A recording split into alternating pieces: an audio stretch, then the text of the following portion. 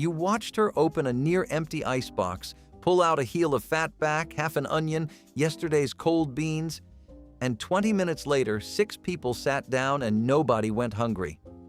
She never called it frugal, she just called it supper. Here are 60 meals that will make you stop wasting money on groceries. Squirrel was free, and in the hills of eastern Kentucky and western North Carolina, free meat meant everything when the alternative was money the family didn't have. A single gray squirrel filled a skillet. 2 or 3 made a proper supper. Brown the pieces in hot lard until the outside crisped. Pull them out. Add flour and water. Stir until the gravy thickened and turned a deep brown. And what you had was something wild and slightly nutty that no store-bought package ever matched. The squirrel hunting season in Appalachian communities was a social institution. Men and boys went out together in the early morning the way their fathers had, and what came back fed everyone for days.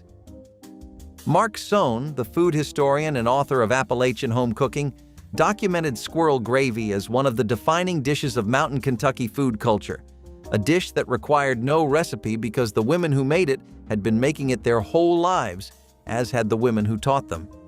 The knowledge lived in the hands, not in any written-down place, and when the hands stopped, so did the gravy. Macaroni with butter and cheese powder was one of the most requested comfort meals of the entire decade.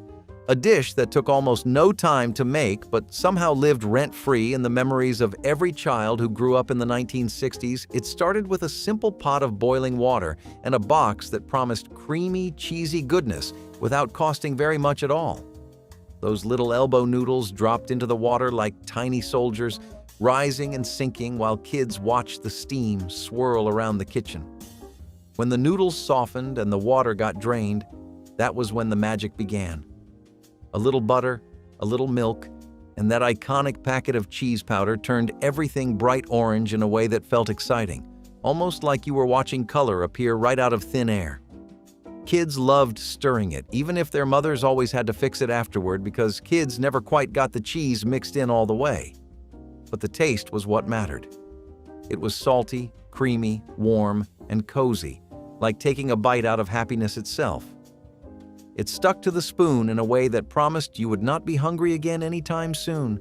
Mothers served it on busy nights, lazy afternoons, weekends, and days when the weather looked gloomy and everyone needed something cheerful. It was cheap, filling, and dependable, the kind of meal that felt like a little celebration even when there was no reason to celebrate. Kids begged for it constantly, probably more than any other meal because it tasted like childhood in its simplest form. No pretension, no fuss, just pure comfort that came from a box and made the whole day feel better. This recipe really made a name for itself during the mid-1930s to 40s when people were facing a dire shortage of eggs. Still, if you did not have even some potatoes on hand but still wanted a pancake to cheer your kids up, you would go for eggless pancakes. Some shortening, sugar, milk, and salt were all you needed to make this version of the beloved American dish, plus just some water to bind if you could not find any milk to spare. Lucky were the homes that had lard, as that really made for some fluffy and thick cakes, but complaining was not really something people did during those times. A simple recipe like this let them revisit the taste of pancakes from back when they had fully stocked fridges, after all. Speaking of healthy, here's something else that followed the exact same tune. Green Goddess dressing is exactly as fancy as it sounds, and it's definitely a step above your average French dressing or Caesar salad. I mean, come on, if we are supposed to eat salads every other day, you gotta keep some different ones in your rotation, right? We have a pretty exciting mix of sour cream, fresh parsley, tarragon, anchovies, and olives to make a rich green dressing that works amazingly as a dip or a salad. See, this dish got super trendy in the 70s because it was one of the first salads that people could eat and enjoy as a standalone meal. It was giving Americans options they didn't know they had, and it definitely boomed in places like California and San Francisco.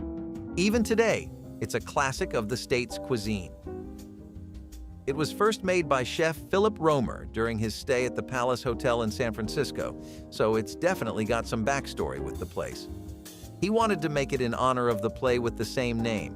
He was a big fan of the main actor in it, George Arliss. Philip thought European sauces were taking over the scene and were too heavy, too narrow. They offered one kind of flavor experience, and he wanted more, so he made something that was more than just that.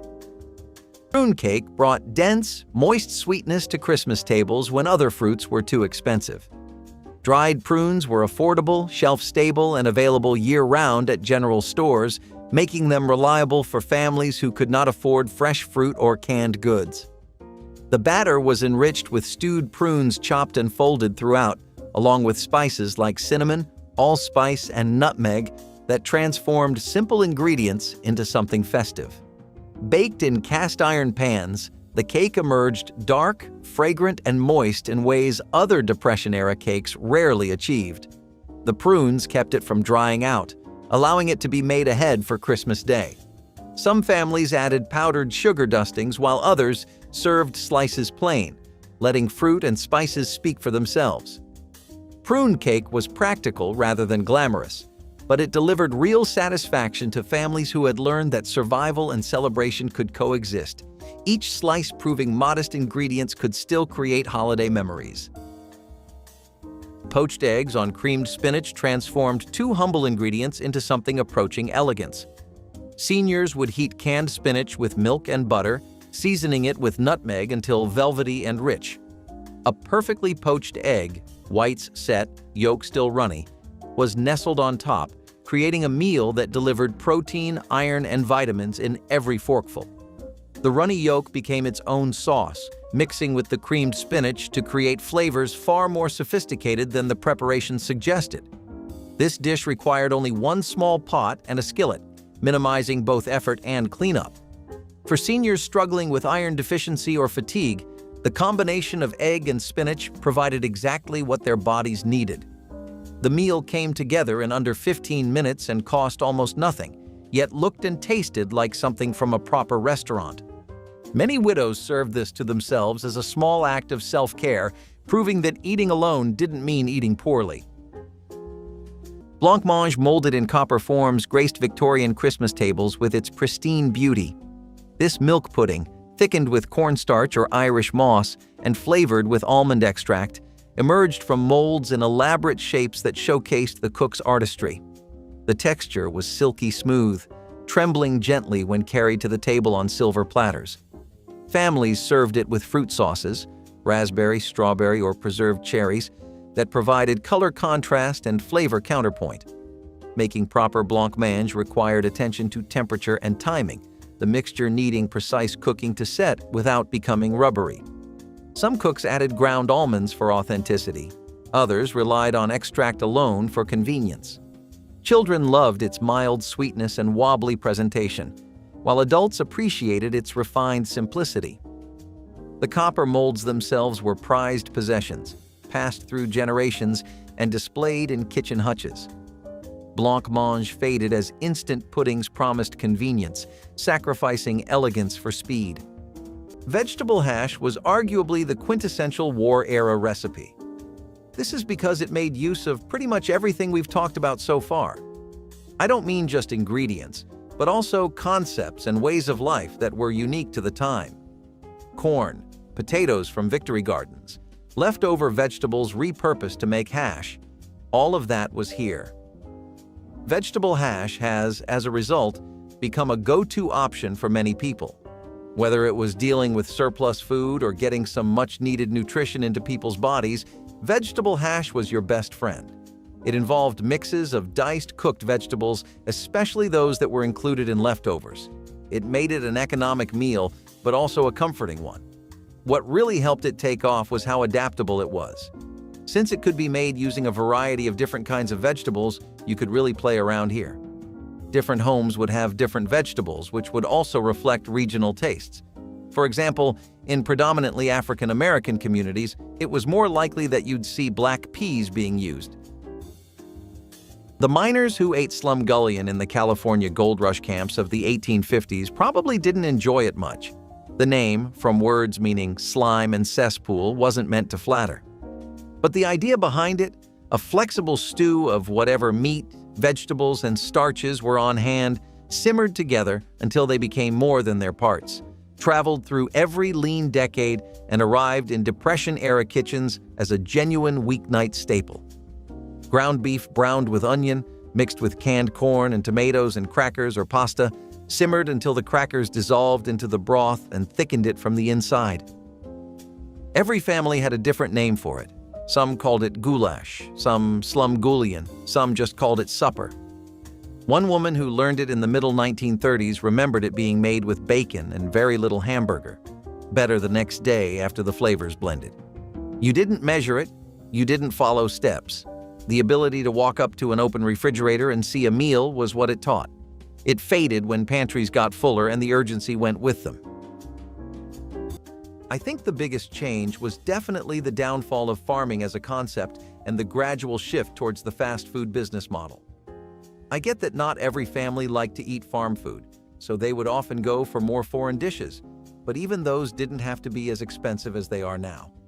People were still eating Italian gnudi with brown butter sauce for under $1. So if we have any economists or cultural analysts watching, please share your thoughts in the comments below as to why we can't eat this way anymore. I'd love to read it anyway. Back to the gnudi. This was a pretty affordable dumpling that didn't really take any meat, and brown butter was still ridiculously cheap. All you needed besides the dumpling was just the butter and seasoning. So it figures why, in a time where pasta was usually cheap, this dish did as well as it did. Red-eye gravy required exactly two things: country ham and black coffee, the stronger the better. You fried the ham, pulled it out, poured a cup of dark coffee over the hot drippings, and scraped the browned bits loose as it hissed. 3 minutes. Done. Some people in Appalachia called it red sop, and the name came from the reddish ring the coffee and fat left at the skillet's edge, darker on the outside, lighter in the center, like an eye. Country ham had been a staple in Virginia and the Mountain South since colonial times, and the tradition of deglazing ham drippings with coffee likely came from Scots-Irish settlers who wasted nothing and never saw a reason to change.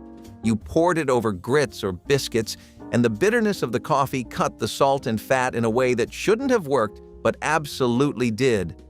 But the quick suppers didn't end with ham. Beneath all that smoky pork lay a whole world of mountain resourcefulness, where garden scraps and foraged food and vegetables nobody else wanted carried as much weight as any cut of meat.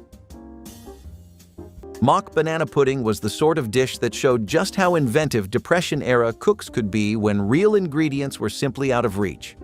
Bananas, once imported luxuries, quickly became too expensive for families to buy. To make up for it, people leaned on banana extract, which could be purchased cheaply and used sparingly to add flavor, layered with homemade custard, when eggs and milk could be spared, and stacked between vanilla wafers or leftover bits of stale cake. The pudding felt surprisingly close to the original. Families would chill it in an icebox if they had one, though often it was served warm right from the stove. For children, it was a rare treat that offered the illusion of a fruit dessert, even if no fresh fruit was present. In many homes, mock banana pudding became a stand-in for celebration desserts, stretching scarce supplies into something families could still enjoy together, and for many, it carried the sweetness of hope itself. Let's talk a little about snacking, shall we? So one very popular munch-heavy snack was biscuits that went along with this gravy made out of sausage drippings, and it actually enhanced the flavor more than you would think. Americans already ate a lot of biscuits before the Depression took place, but afterwards, they became a godsend. We are serious. Finding an extra biscuit was an entirely different experience in that era. Popular brands like the 1930s vintage car or the bourbon biscuit, Huntley and Palmer's, all kinds of biscuits that people could get their hands on were in hot demand, since you would never know if dinner or breakfast was guaranteed. Best to bide your time with some biscuits in that case. If they come with a killer dip, then that silver lining shines just a bit brighter. Herring, herring, herring, where do we begin? It's one of the most beloved foods of the American nation, and one of those that becomes a shoulder to lean on in hard times.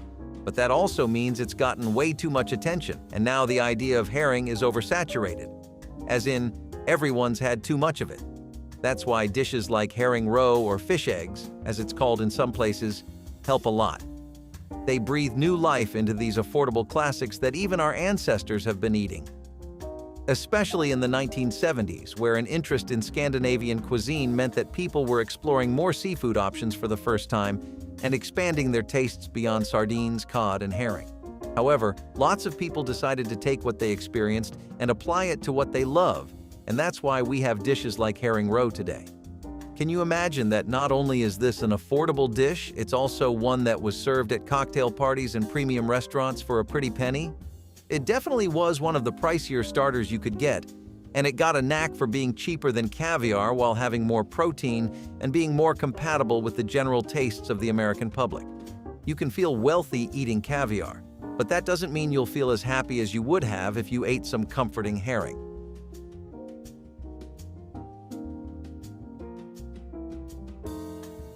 Stuffed cabbage rolls appeared on Christmas tables across immigrant communities, stretching small amounts of meat into dishes that fed entire families.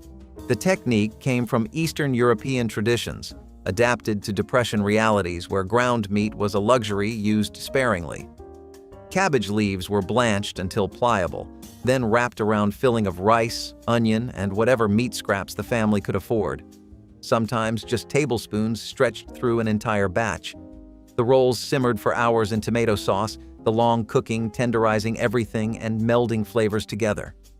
By Christmas dinner, each roll became a complete package of protein, grain, and vegetable. The aroma of simmering cabbage and tomatoes filled homes, announcing to neighbors that holiday meal was being prepared. Stuffed cabbage taught the art of stretching resources without sacrificing satisfaction, connecting families to heritage while solving the problem of feeding many mouths with little money. Stewed chicken backs and necks delivered rich, meaty flavor from parts most people overlooked. Butchers sold these bony pieces for almost nothing, knowing only resourceful cooks understood their potential. Seniors would simmer the backs and necks slowly with onion, celery, and herbs until the meat fell from the bones and the broth turned golden. The resulting stew was served over rice or biscuits, the rich gravy coating everything with savory goodness. The meat itself was surprisingly tender, having spent hours absorbing flavors from slow cooking. For seniors on fixed incomes, these neglected chicken parts provided complete protein at a fraction of breast or thigh prices. The bones contributed gelatin that made the broth silky and helped soothe aging joints. Many elderly cooks would pick through the stew, removing bones and reserving meat for sandwiches the next day. This dish required patience rather than skill, making it perfect for seniors who had time but limited energy for complicated cooking. Ham bone soup became Christmas dinner when the bone itself was the only gift families could afford, the remnant of someone else's feast transformed into a meal for those with less. Churches and wealthier neighbors sometimes donated ham bones after their own celebrations, and grateful recipients knew exactly how to honor such gifts. The bone went into the largest pot with dried beans that had been soaking overnight, along with onions, carrots, and potatoes from the root cellar. Hours of simmering coaxed every bit of smoky flavor from the bone, while beans softened into creamy submission. The soup thickened as starches released, becoming more stew than broth by the time it reached the table. Families ladled generous portions into bowls, knowing this single bone would feed everyone for days. Ham bone soup represented community and generosity, the understanding that sharing meant everyone could celebrate. Eggless noodles with gravy were another really innovative meal that helped people out during the World War. The rationing efforts made sure eggs didn't escape either. What implications did that have on the common man? Well, you see, it can be a little jarring when you've grown up on nothing but egg noodles. However, this eggless recipe is a lifesaver exactly because of that. See, eggs were too precious of a commodity during the war to use on just one noodle-based meal for the day. Instead, eggless noodles used flour, water, and sometimes just a little bit of oil. That's still a lot more reasonable of an ask from a struggling household than half a dozen eggs or something. Plus, you could make these just at your home, requiring nothing else. You didn't need to use anything store-bought or anything packaged. The versatility wasn't something you could ignore either. Eggless noodles went with just about any makeshift gravy or sauce, and that meant you could spin this flour, water, and oil mixture 1,000 different ways. Depending on what you wanted, you could be revisiting all your favorite noodle recipes. It really helped people out to dabble a little in what they used to eat regularly before things got so rough. Mock prime rib patties were the Depression's most theatrical invention. Ground beef shaped and scored to look like something expensive, served to people who hadn't seen a real rib roast in years and weren't going to anytime soon. The technique was deliberate. A pound of ground beef mixed with onion and seasoned firmly, shaped into an oblong loaf with a rounded top, then scored in a crosshatch that browned in the oven to mimic the crust of a standing rib roast. Sliced at the table with the scored surface facing up, it looked, to anyone who wanted to see it that way, like something that had cost real money. These were the kitchens of women who understood that dignity at the table mattered as much as the food itself, and that a meal which looked like abundance was better for the spirit than one that advertised its own poverty. Some cooks inserted half rings of raw onion into the scored grooves before roasting. The onion caramelized into the surface layer and sweetened it. That technique, humble beef made to carry its head high, was a skill and a form of pride. It faded with the memory of why it had ever needed to exist. The war goes back to what I was talking about earlier, about how, despite the way prices in these times seemed almost fantasy-like, people still had their fair share of economic woes that were dragging both their spirit and their wallet down. That's why they resorted to stews and broths and things like vegetable soup with parsley gremolata. I mean, just from the sound of that, you can already probably tell it's dirt cheap and super good for you. It uses low-cost vegetables that are worth just a few cents, and gremolata, which is just chopped parsley, garlic, and lemon zest, and mixes them into a hearty stew that takes full advantage of the flavors of the green and the light seasonings. You end up getting something that's cost-effective and something that even the kids can enjoy, which is saying a lot, because if one thing hasn't changed from then, it's that American children still hate their greens. The first frost came fast in the mountains and killed whatever was still green overnight. Fried green tomatoes were what you made the week before. Every tomato that hadn't ripened, sliced thick, dredged through cornmeal with salt and pepper, and laid into a skillet of hot bacon grease until the outside went golden and crackled and the inside softened just enough to give. They weren't the romanticized version that arrived in restaurants decades later. They were a practical harvest, a way of eating what would otherwise rot on the vine. The cornmeal crust transformed the chalky bitterness of an unripe tomato into something with texture and heat, and enough fat to feel like a meal. Mountain families in North Carolina, Georgia, and Tennessee had done this since the 19th century, using cornmeal ground at the nearest mill. You never added anything fancy to the dredge. The grease had to be hot enough that the slice sizzled the second it touched the pan. If it didn't, you'd waited too long. If you had to ask how hot the grease was, you weren't ready to cook them. Peanut butter and banana sandwiches were the sweet, sticky, unbelievably satisfying snacks that kids begged for the moment they walked through the door after school. There was something almost magical about how two basic ingredients could turn into a treat that felt both fun and filling. Mothers loved making them because they required no cooking, no cleanup, and almost no money. Just slice a banana, spread the peanut butter thick enough that the bread stuck to your fingers, and press it all together. The moment you took a bite, the peanut butter glued everything together in that slow, chewy way that made kids talk funny until they swallowed. The bananas added just the right amount of sweetness, almost like having dessert disguised as a sandwich. Some kids liked the bread soft, others liked it lightly toasted so the peanut butter melted a little into all the corners. No matter how it was served, it always tasted like the kind of snack that made bad days better and good days even more exciting. It was also the perfect fuel for running outside to play, riding bikes, or disappearing into the backyard until dinner. Mothers loved that it kept kids full without stretching the grocery budget in any painful way. It was cheap, healthy enough for the time, and comforting in a way that never seemed to get old. These sandwiches tasted like childhood freedom, like being able to run barefoot without a care in the world. And that is exactly why kids begged for them, day after day, like it was the best invention anyone had ever come up with. Peanut soup was a filling option that came straight out of the need for protein when meat was too expensive or unavailable. Ground peanuts simmered with water or milk created a creamy, nutty broth that was surprisingly hearty. Onions, celery, or a bit of leftover potato might be added to give it body, but the peanuts did most of the heavy lifting. The flavor was rich enough that it almost felt indulgent, even though it cost very little to prepare. Served with cornbread or biscuits if available, it could stretch into a complete meal for an entire family. Many households in the South relied on peanuts as a cheap crop, and this soup was a natural way to put them to use. For many children who grew up during the Depression, peanut soup became a nostalgic memory of warmth and survival, showing how simple ingredients could stand in for things they could not afford. So most oatmeal meatloaf recipes use the oats as a side piece to, like, 2 pounds of lean ground beef, but that was obviously not what people were working with back then. Instead, the loaf was made entirely of layers of oatmeal, with sausages and bacon stuffed into it to give that meaty profile. Some dried onions and garlic meant that there was good enough reason to get the fine plates out, and there was always enough to go around too. Plus, grandmas really ran with the recipe right after the Depression ended and things started going back to normal. They would add things like tomato sauces and never spare the eggs or the flour. Probably why kids would love it so much since they went all out with it.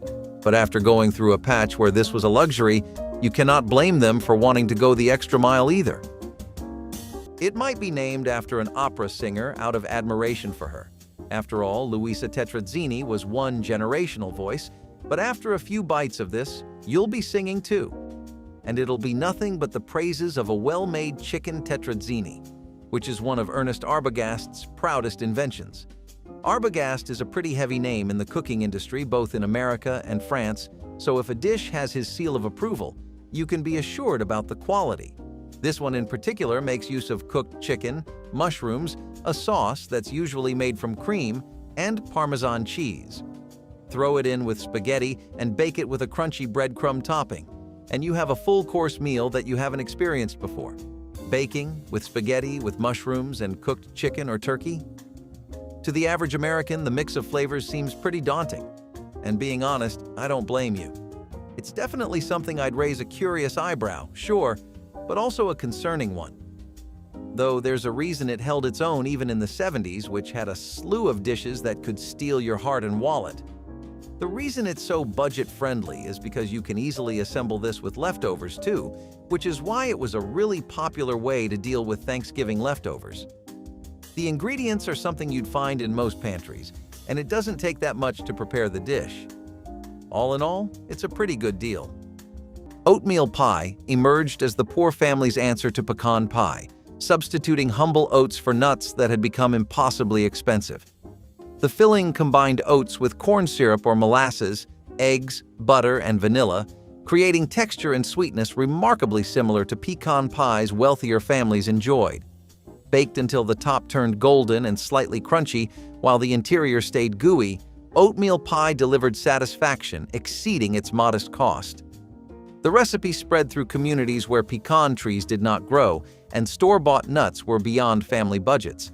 Women shared it at church gatherings, proud of solving the problem of making fancy pie without fancy ingredients. Children receiving a slice at Christmas dinner experienced the same joy as those eating the original. Oatmeal pie represented both practical necessity and culinary creativity, proving that substitution could produce something genuinely delicious and teaching families that holiday traditions could be maintained regardless of economic circumstances. Navy bean soup sustained countless seniors through cold winters when heating bills strained tight budgets. A pound of dried navy beans cost mere cents and could simmer all day on low heat, filling small apartments with warmth and fragrance. The preparation required nothing more than soaking beans overnight, then cooking them slowly with a ham bone, onion, and water until everything melted into creamy richness. The ham bone contributed smoky depth and gelatin that made the broth silky, while the beans provided complete protein when eaten with cornbread. Seniors living alone could make a single pot stretch across 4 or 5 days, reheating portions as needed. The soup actually improved with age, flavors deepening as it sat in the icebox overnight. This wasn't just economical eating. It was wise eating that required minimal effort while delivering maximum nourishment. For widows managing on Social Security checks, navy bean soup represented security in a bowl, warmth without worry. Apple pandowdy was the rustic cousin of all the fancier apple desserts, a dish that did not care about looks or presentation and still managed to win every heart at the table. It began with sliced apples simmered with cinnamon, butter, and a touch of brown sugar until the whole house smelled like the inside of an orchard.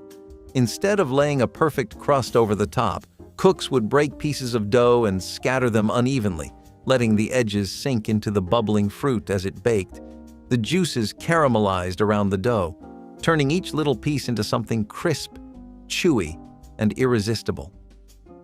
This was a dessert for families who valued flavor over perfection, people who understood that the best dishes are sometimes the messiest. Children loved it because it felt fun, like a dessert that broke the rules, and adults loved it because it tasted like the orchard harvest served straight from the pan. But as crisps and cobblers became more popular and easier to sell in bakeries, the pandowdy quietly slipped away. Its uneven top was not camera-ready, and its old-fashioned name did not help it survive in a modern world. Still, anyone who ever ate it fresh from the oven remembers the way it tasted like fall itself, a forgotten treasure hiding in plain sight. So, apple brown betties were a super practical dessert. They actually got even more appreciation thanks to the attention they were getting because of the war. More than ever, people began to appreciate this simple, rustic dish. A big part of that was because, more than the fact that it was cheap, easy to make, and took next to nothing, it would cheer you up. A good apple brown betty reminded you of better days when you'd come home to the scent of fresh desserts and pies spreading throughout the household. It just had that home-cooked charm to it, you know? Probably thanks to all the warm spices it used. A classic apple brown betty, ripped right out of the World War II period, was typically made with pretty frugal ingredients. Things like cinnamon, makeshift pastry crusts, and a lot of curd and shortening were used instead of your conventional ingredients. Also, with a range of substitutes as wide as that, it got a lot of use in the military too. It was a common enough dish to see in the mess hall and at the family table as well, mostly because making large batches of this was really easy. Calico beans got their name from the coat of a calico cat, the way 3 or 4 kinds of beans and browned meat created a patchwork of colors in the baking dish that looked, if you squinted, like something that was actually pretty. Ground beef browned with bacon and onions, then combined with canned pork and beans, kidney beans, and butter beans in a sauce of ketchup, brown sugar, cider vinegar, and mustard, baked until it bubbled and thickened at the edges. By the 1960s, this dish was a fixture at church potlucks, summer cookouts, and county fair covered dish suppers from Wisconsin to Kansas. It stretched a half-pound of beef into something that fed 20 people and held heat for hours. Ideal for the long drive to the fairgrounds. You brought it in a cast-iron Dutch oven if you had one, a covered casserole if you didn't, and the pot came back empty every single time. These days, calico beans have slipped off the menu almost everywhere that isn't a Midwestern church basement, replaced by dishes that take more effort and feed fewer people with less warmth. Macaroni and tomatoes are the same, although macaroni can be kind of expensive these days. Back then, it was really affordable, and canned tomatoes were dirt cheap too. Putting them both together to make a lovely and simple tomato sauce-based dish cost next to nothing for families, and naturally, a lot of them had to adapt. If there's one thing this country loves more than convenience and easy work, it's saving money wherever possible, and often those two tend to conflict. Regional recipes like this, which are taken from African American communities, prove that those two goals don't really have to be at opposite ends of the spectrum, and you can definitely enjoy a cheap dinner that tastes good too. It was mostly heavily popular in the South and Midwest as a Depression-era dish that people were fond of, because it let them have comforting macaroni on a budget, plus it had a long shelf life. When the economy eventually started settling, people realized they didn't have to skimp out on it now, because back then, people were really going bare bones with just about everything they were eating. When they started to go the extra mile and still found this dish just as affordable, that was basically what solidified it as a staple of American eating for a long while to come. Fatback had no glamour. It was the part of the hog nobody else wanted. Pure white fat salted and stored in a crock. But in Appalachian kitchens from the 1930s through the 1960s, it was the engine of every meal. You sliced it thin, laid it in a cold skillet, and let it render slow. By the time the slices went brown and rigid at the edges, the pan was full of clear golden fat worth more than the meat itself. The crackling slices got eaten, salty, crunchy, intensely porky, but the drippings went into a jar by the stove that was never empty if the family was doing all right. A half-pound of fatback cost a few cents at the company store in coal towns across West Virginia and eastern Kentucky, and it seasoned every pot of beans, every skillet of greens, every pan of cornbread for a month. You didn't measure. You poured until the color looked right, and if you had to ask what that meant, you hadn't spent enough time watching. The jar by the stove was the first thing to disappear when the next generation moved to town. Baked beans on toast were the sweet and savory treat that 1960s kids loved far more than anyone would expect from something so modest. The beans came from a can, thick and glossy, smelling like brown sugar and slow cooking. Even though they had been made in a factory, mothers heated them in a pot until they bubbled softly, creating a scent that made hungry kids rush into the kitchen. While the beans warmed up, the bread went into the toaster, and that crispy foundation was what made the whole thing feel special. Once the toast popped, mothers would spoon the beans on top until the entire surface was covered, letting the sauce drip over the sides. Kids dug in immediately, often burning their tongues because they were too impatient to wait. The contrast of crunchy toast and soft beans made every bite feel exciting, and the sweetness in the sauce made it taste almost like a dessert pretending to be dinner. It was cheap, quick, and undeniably comforting. Mothers relied on it during tight weeks when money was short and time was even shorter.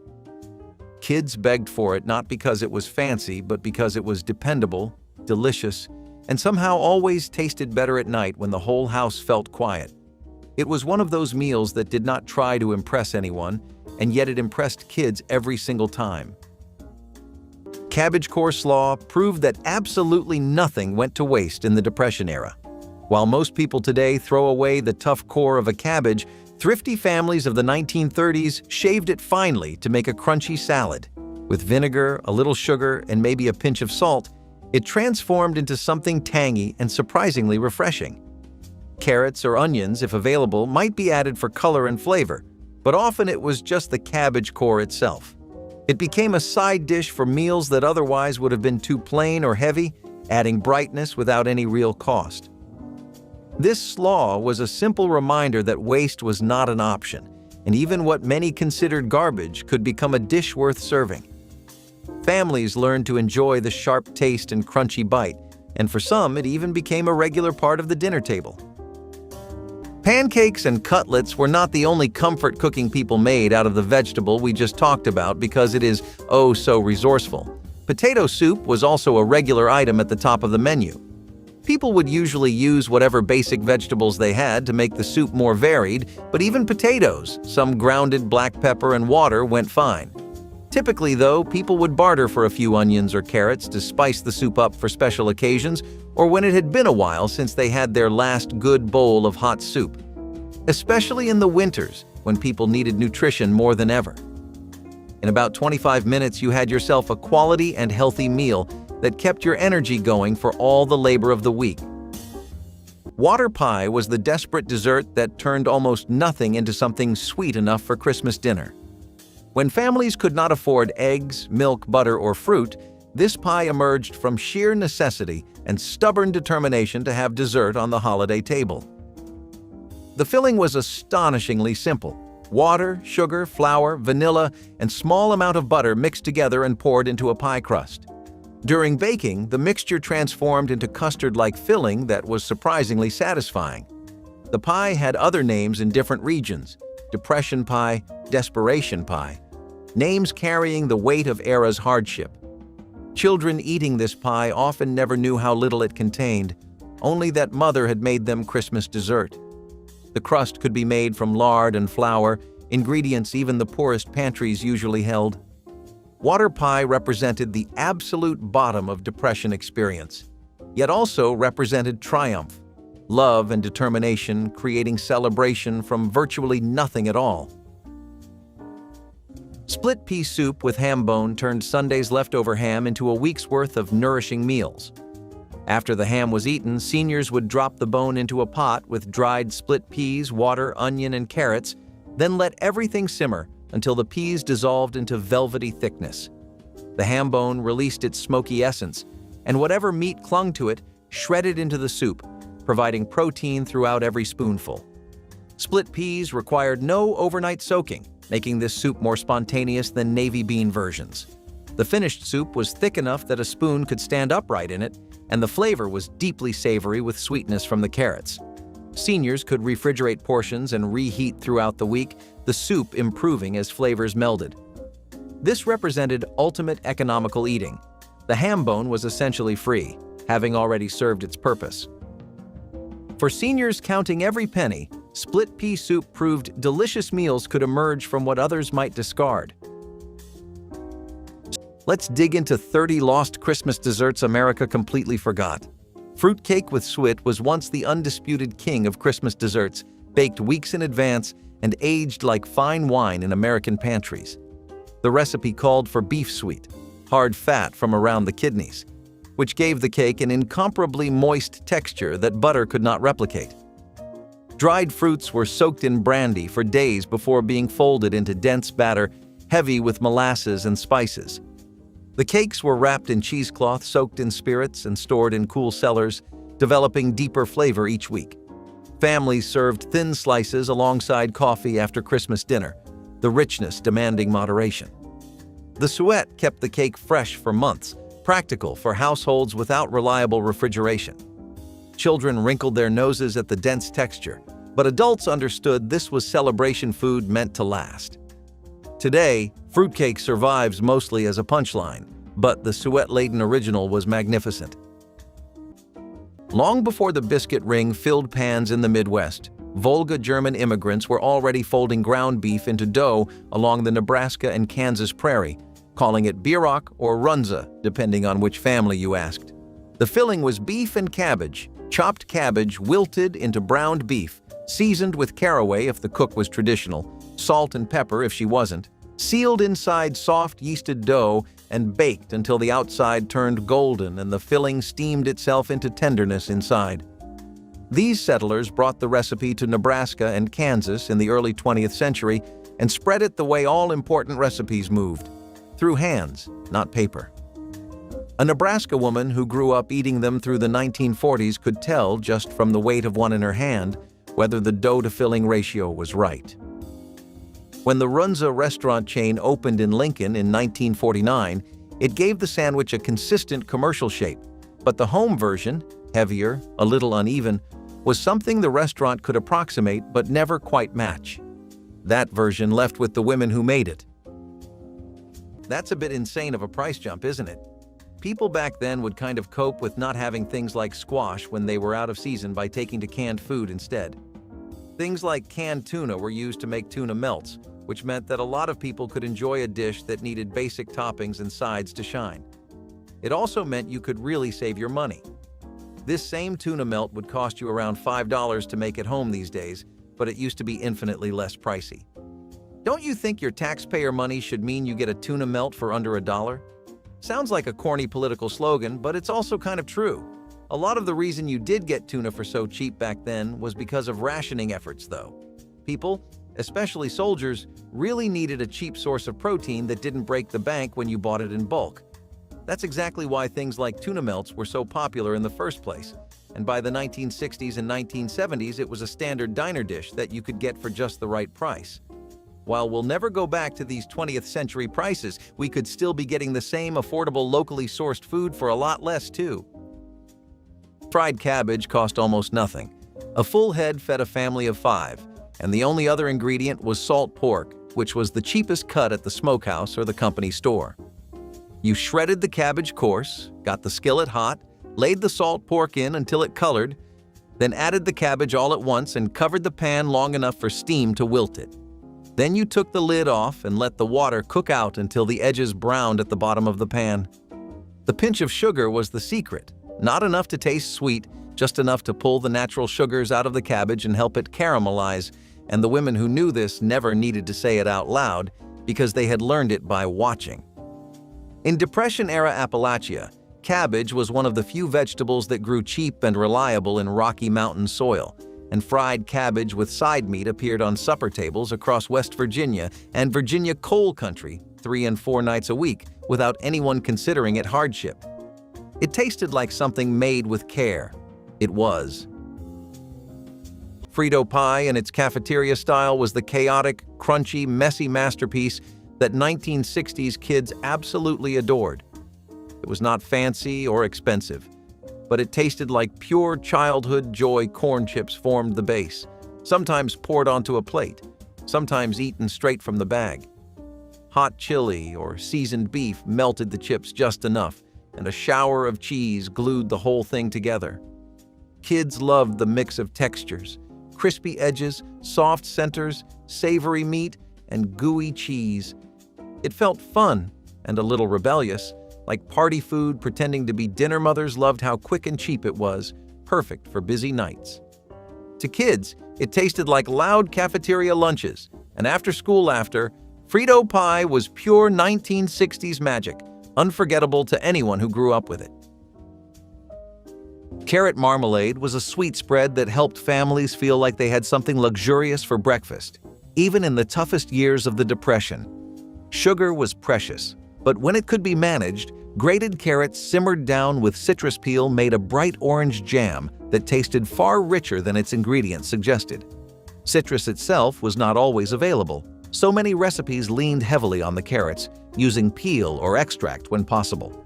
The finished marmalade was thick, fragrant, and easily spread across homemade bread or crackers, turning simple staples into something that felt festive. Children loved its sweetness, and parents appreciated how it stretched a handful of carrots into enough jam to last for several mornings. Many community cookbooks published carrot marmalade recipes, encouraging families to rely on what they could grow in gardens. It was a dish that turned scarcity into creativity, and for many households it became a small comfort that brightened otherwise plain and repetitive meals. We have had a pretty concerning lack of pies on the list so far, right? Let's fix that by going down memory lane, where we can find potato and onion pies, a delicacy that took America by storm, especially in the Midwest. Dried potatoes, sliced onions sprinkled with salt, pepper, and garlic, and you had a pretty killer pie. If by some luck the average household back then had some cheese to spare as well, then some serious fine dining would take place. Parmesan cheese was something Grandma incorporated much later when it became readily available again, but the authentic gritty potato and onion pie of the early 30s was an experience in and of itself. Some dishes just exude an air of comfort and homeliness, like being back in your childhood neighborhood at 7 a.m. on a really sunny day. This was definitely one of those. 7-layer salad, on the other hand, goes back to the greener side of things, and you might get a little intimidated with a name like that. It's no 3-layer cake, as in, you will still be able to eat other things once you're done with this, so don't worry. It's actually this potluck dish that first popped up during the 1950s in the Midwest, and the reason it got that name is because of the way it's set up.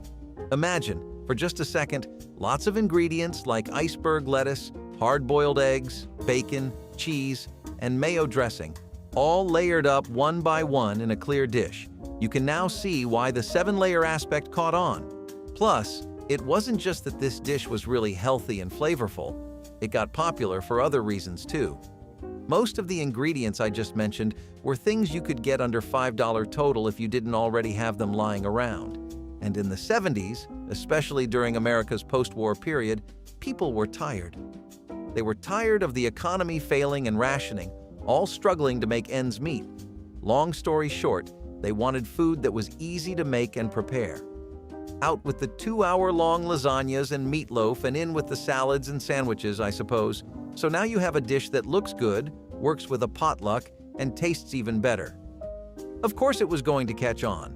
And even today, a lot of households that had family recipes passed down still fondly make the dish. Why don't you give it a try the next time you're looking for gut-healthy food? Potato soup became the warm embrace that greeted many families on Christmas morning when nothing else filled the pantry. Potatoes cost only pennies per pound even in the hardest years and could be stored in root cellars for months without spoiling. Mothers would dice whatever potatoes remained from fall harvest, simmering them slowly with onions in water or milk until the mixture thickened naturally into creamy filling soup. The aroma of simmering onions and tender potatoes filled small kitchens, creating warmth that went beyond temperature. Some families added bacon grease for richness, while others stretched the soup by crumbling day-old bread into each bowl. Children gathered around tables covered with oilcloth, hands wrapped around warm bowls that chased away December chill. Potato soup required no expensive ingredients, no special equipment, just patience and willingness to turn humble vegetables into something that tasted like love. It was Christmas dinner for those who had nothing else to serve. Bread kidney bean loaf was the meatless marvel that delivered protein-packed slices at a fraction of meat's cost. Seniors would mash cooked kidney beans with breadcrumbs, beaten egg, minced onion, and seasonings, then press the mixture into a small loaf pan and bake until firm. The loaf sliced beautifully once cooled, revealing a dense, satisfying interior that could be served hot with gravy or cold in sandwiches the next day. For seniors watching meat budgets during the 1950s and 1960s, kidney bean loaf stretched resources without sacrificing nutrition. The beans provided fiber that kept digestion regular, while eggs added protein and helped bind everything together. Many elderly cooks glazed their loaves with ketchup before baking, creating a sweet, tangy crust reminiscent of meatloaf. One loaf could provide 3 or 4 meals, exceptionally practical for those cooking alone. This wasn't deprivation, it was ingenuity, proving satisfying meals didn't require expensive ingredients. Vinegar pie filled the dessert spot on Christmas tables when eggs were scarce and lemons impossibly expensive, its tangy sweetness fooling children who never suspected the humble ingredient list. The filling required only sugar, flour, butter, water, and a splash of vinegar that provided the tartness usually contributed by citrus. Cooked slowly until thickened, the mixture was poured into pastry shells and baked until set, emerging with a custardy texture that rivaled proper lemon pie. The vinegar's sharpness mellowed during baking, leaving only pleasant tang that balanced the sweetness. Mothers guarded the recipe's secret, knowing children would reject dessert made with vinegar if they knew. The pie cost mere pennies, yet delivered satisfaction equal to fancy bakery creations. Vinegar pie represented Depression-era ingenuity, proof that chemistry and creativity could overcome poverty's limitations. Families served it proudly, creating Christmas memories that had nothing to do with expensive ingredients.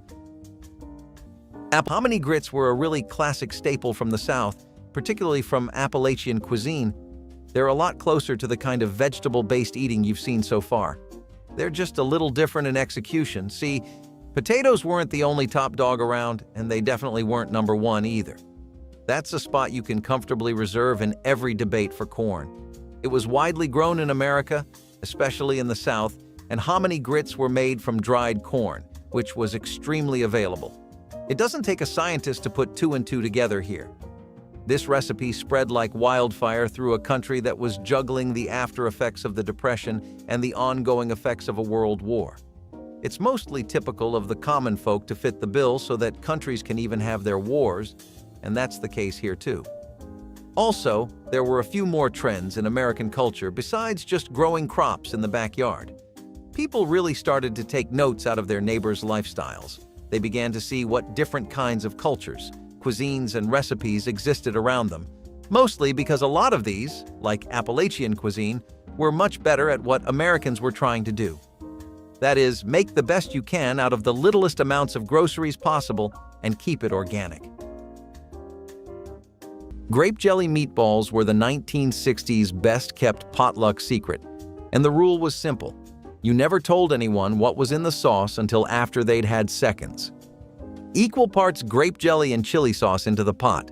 The meatballs simmered in that sweet, sour purple glaze until they turned glossy and tender, and the whole thing went into a crock pot you could carry across town. Every woman who made them swore the recipe was too embarrassing to share. Every woman who tasted them begged for it. The chemistry was real. The jelly's pectin thickened the sauce, the fruit's acidity cut through the fat, and the result tasted like nothing you could name but couldn't stop eating. Church socials, baby showers, and neighborhood suppers from the late 1950s through the 80s all had a crock pot of these somewhere on the table. When someone finally asked what was in the sauce and you told them, you watched the same expression cross every face: disbelief, reconsideration, and the slow reach back for another one. That expression was the whole point. That's why so many ingredients you see on this list are really basic produce and fruits like tomatoes, as they are insanely easy to get for both rural and urban communities. In the city? No worries. Any superstore or fruit-vegetable retailer will get you set up for the rest of the week. In a rural community? Depending on where you live, you could be having gravies with anything, not just tomatoes. People even took to having squirrels, so imagination's definitely your friend when you're trying to spend less on each plate. Plus, some grits, biscuits, and rice would make tomato gravy even better. You were still getting all your protein needs met because of the red beans, which gym bros even today will swear by up and down and recommend you start adding to your diet immediately. Unfortunately for them, grandmas in the 20th century were way ahead of them, but somewhere along the line, it seems like we lost the memo. White half-runner beans were not the beans you bought at a grocery store. They were a specific Appalachian heirloom variety, a pole bean with a creamy white hull and a green runner, developed over generations by mountain gardeners in the region, stretching from southwestern Virginia through eastern Tennessee and into western North Carolina. They grew on poles. They had to be strung and broken by hand, and the children old enough to sit still were expected to help. They cooked faster than dried pintos and tasted different, earthier, starchier, with a flavor that people from outside the region found hard to describe and people from inside recognized instantly as home. You put them in a pot with fat back and water, brought them to a boil, and let them go until they were soft enough to mash with your tongue. You didn't time it. You tasted. The seeds were passed between families the way recipes should be. No paperwork, just a jar over the fence in the fall. When families stopped growing gardens, the half-runner slipped away with them. Cooked tomato soup with grilled cheese was the rainy day classic that never failed to make kids feel warm from the inside out. The moment a storm cloud rolled in, kids would start hoping their mothers would make this exact combo because nothing else matched the feeling of dipping a buttery sandwich into a bowl of steaming soup. The soup usually came straight from a can, cheap and dependable, mixed with water or milk to make it smoother. As it heated, the rich tomato smell filled the room, promising comfort before you even took the first bite. Meanwhile, the grilled cheese sizzled in a pan, the bread crisping in butter until it turned that perfect shade of golden brown. When the cheese melted completely, stretching in strings when you pulled the sandwich apart, you knew dinner was going to be perfect. Kids could barely wait for the soup to cool down before dipping the sandwich into it, soaking up all that warmth and flavor in one bite. It was simple, cheap, and so easy that mothers could make it even on their most exhausted days. But it never felt tired or ordinary. It felt like kindness in a bowl. It tasted like being taken care of. Kids begged for this meal because it felt like a warm hug, the food equivalent of being wrapped in a blanket while the world outside stayed cold and gray. It was childhood comfort at its absolute best. Cucumber vinegar salad was a refreshing Depression-era side dish that added brightness to otherwise plain meals.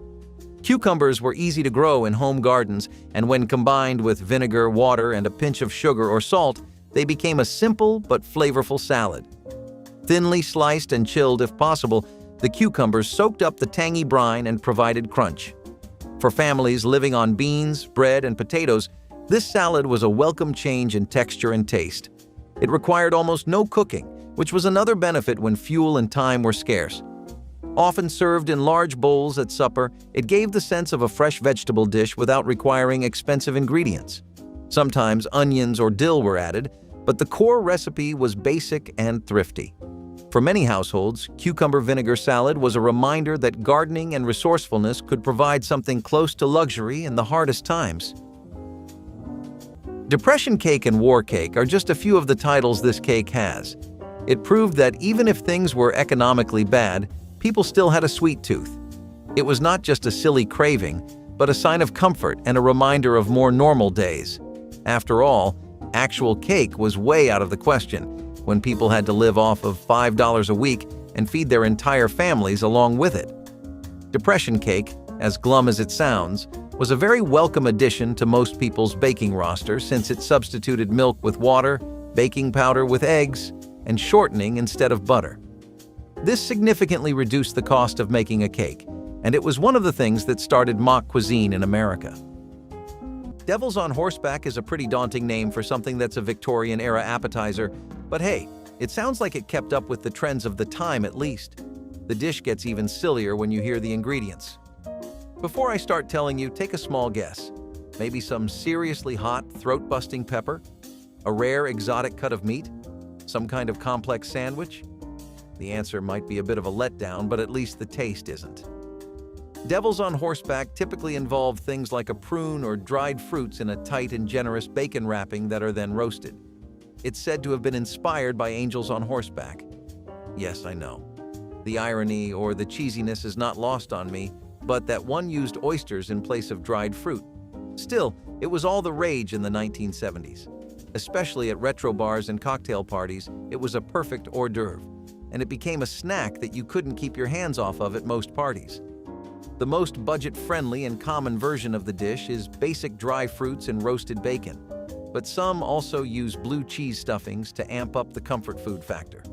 While it wouldn't win any awards in a naming contest, it has always been a staple of best-selling cookbooks and booked-to-the-brim parties. Hoover stew earned its bitter name from the president many blamed for the Depression, yet it fed families through Christmas when nothing else was available. The stew was made from whatever scraps remained in the pantry. Potatoes, onions, perhaps a bit of cabbage or turnip, all simmered together in water until soft. Meat was rare in these stews, but when available, even the smallest scraps of bacon or salt pork could transform the pot into something approaching a real meal. Families gathered around steaming bowls on Christmas Day, grateful for warmth and substance even if the ingredients were humble. The stew stretched to feed as many as needed, with extra water and vegetables added to accommodate unexpected guests. Children learned that Christmas dinner was not about fancy foods, but about family gathered together, sharing what little they had. Hoover stew carried resentment in its name, but love in its preparation, feeding millions through the darkest holiday seasons of the era. Canned salmon patties were the pink-centered comfort food that graced countless senior tables throughout the mid-20th century. A can of salmon was drained and mixed with cracker crumbs, egg, minced onion, and seasonings, then shaped into patties and fried until golden brown. The salmon's natural oils kept the patties moist inside, while the exterior developed a satisfying crunch. Canned salmon was affordable and required no special storage, perfect for seniors without large refrigerators. The fish provided complete protein plus omega fatty acids that helped maintain heart health and cognitive function. Many seniors fried their patties in butter, which added richness without overwhelming the delicate salmon flavor. Served with lemon wedges and a simple salad, salmon patties felt like a proper dinner rather than survival food. For elderly widowers who'd never learned to cook, this was often among the first recipes they mastered, simple enough to be foolproof, delicious enough to make repeatedly. Neck bones and rice stretched across Christmas tables in homes where ham was a luxury and turkey was a dream. The bony cuts simmered until their meat fell apart into savory shreds. Pork neck bones cost almost nothing because butchers considered them more bone than meat, but families knew better. Hours of simmering extracted every bit of flavor, the bones releasing gelatin that thickened the cooking liquid into rich gravy. The meat, though sparse, was deeply flavored and satisfying when spooned over mounds of rice that absorbed the pork-infused liquid. Some families added onions and garlic, others kept it simple with just salt and pepper. The dish required no special skills, only patience and a heavy pot that could withstand hours on the stove. Children learned to pick around bones, finding every tender morsel hidden in the joints. Neck bones and rice represented survival cooking at its most practical, turning what others discarded into Christmas dinner. Turnip was a great substitute vegetable for when your top dogs weren't available, and barley was a great complement. This whole grain and Depression or World War era cooking have a history. It was the breakfast of so many homes all over the country, after all. It was filling, had a lot of protein, but most importantly, it had a lot of fiber. Funny thing about fiber? It keeps you full for so much longer. Don't believe me? Just look up any of the benefits of oatmeal. Now I know a lot of you aren't going to be too fond of turnip or barley. Bear with me here though, this is actually pretty good stew. It could also work with whatever you had lying around. Carrots, onions, potatoes, or beef and bacon. Whatever you had to work with could apply here. The World War era is filled with recipes that score a lot of points on versatility and flexibility. I mean, what else were you going to do? You only had so much to work with. You had to be sure that at least those things could work in a dozen different ways. Plus, the peppery flavor of turnips was pretty good. Haystacks were invented in Iowa in the 1950s by Ella Mae Hartline, and the origin story makes complete sense the moment you hear it. She and her husband had lived in Arizona, loved tostadas, and when they moved back to Iowa, tostadas weren't something you could find. So she built a version from what was available: seasoned ground beef, canned beans, shredded cheese, diced tomato and onion, layered on saltine crackers or corn chips, and called it a haystack because of how it looked when assembled, the layers tumbling up into a loose pile. The dish spread through Iowa potlucks and church dinners with the speed of something that requires no skill, accepts any preference, and scales from 5 to 50 with equal ease. By the 1970s, it had developed regional variations: Hawaiian versions with chow mein noodles, church versions with Velveeta, cafeteria versions with whatever was in the pantry. But the base was always layers, ground beef, and the pleasure of building your own plate the way you wanted it. Nobody makes it anymore because nobody has the church supper to bring it to. It's also usually grandmas who recommend we source our food locally. Who better to decide where we get our food from than the one who will end up cooking it? Plus, this next one might surprise you because in our day and age, it's everything but inexpensive. Salmon's really changed as a protein, both in terms of how and where we get it from and the prices we can expect. But a lot of dishes based off of it, like salmon cake patties, used to be so incredibly popular and loved, especially after canned fish started rolling around and made it even more expensive. To give you an estimate, or at least some kind of understanding of the times, fishing and using the catches of the day in your everyday eating was so common back then that crab was considered poor man's food. So just think how often they were getting buckets of salmon. You just know it was a good day when your husband would bring one back. Plus, these ones wouldn't be packaged or processed. They were straight from the river. Chow chow was the relish that stretched a pot of pinto beans into a full supper, and every family in Appalachia who kept a garden made it differently. The foundation was always the same: green tomatoes, cabbage, onions, hot and sweet peppers, salted overnight to draw the water out, then cooked in vinegar and sugar and packed into mason jars while the kitchen filled with sharp, sweet steam that meant fall and the end of the garden. Food scholar Mark Sohn, in his Appalachian Home Cooking, identified chow chow as one of the oldest continuously made condiments in the Mountain South, with roots in British Piccalilli and Cherokee preservation traditions. You spooned it over beans to replace the meat you didn't have, the vinegar cutting the starchy flatness of the pinto in a way nothing else managed. Some families made it hot, some made it sweet. The argument over whose version was better was an argument that never got settled, which is how you knew it mattered. Sloppy joes on toasted buns were the messy, lovable dinners that 1960s kids acted like they could not live without. The name itself promised a meal where neatness did not matter. Mothers loved that 1 pound of meat could stretch far when mixed with sauce and seasonings. The skillet popped as the beef cooked, and when the sauce hit the pan, the whole house filled with that warm, tangy smell everyone recognized. The buns were lightly toasted to keep them from falling apart. Not that it ever worked. The sandwich dripped, slipped, and made a mess, and that was the entire point. Every bite was comforting and familiar, the kind of food that made a plain evening feel like something to look forward to. Mothers liked how fast and cheap it was, and kids begged for it because it felt like dinner made just for them. Sloppy Joes were childhood joy disguised as dinner. Potato rarebit was one of the Depression's clever ways to make potatoes feel more special than they were. The base idea was to take mashed or sliced potatoes and top them with a thin sauce of cheese, milk, and spices. Cheese was often scarce, so the sauce was made with very small amounts stretched as far as possible, sometimes even flavored with mustard to give it more punch. The result was a dish that felt rich and indulgent, even though it used little more than potatoes and scraps of cheese.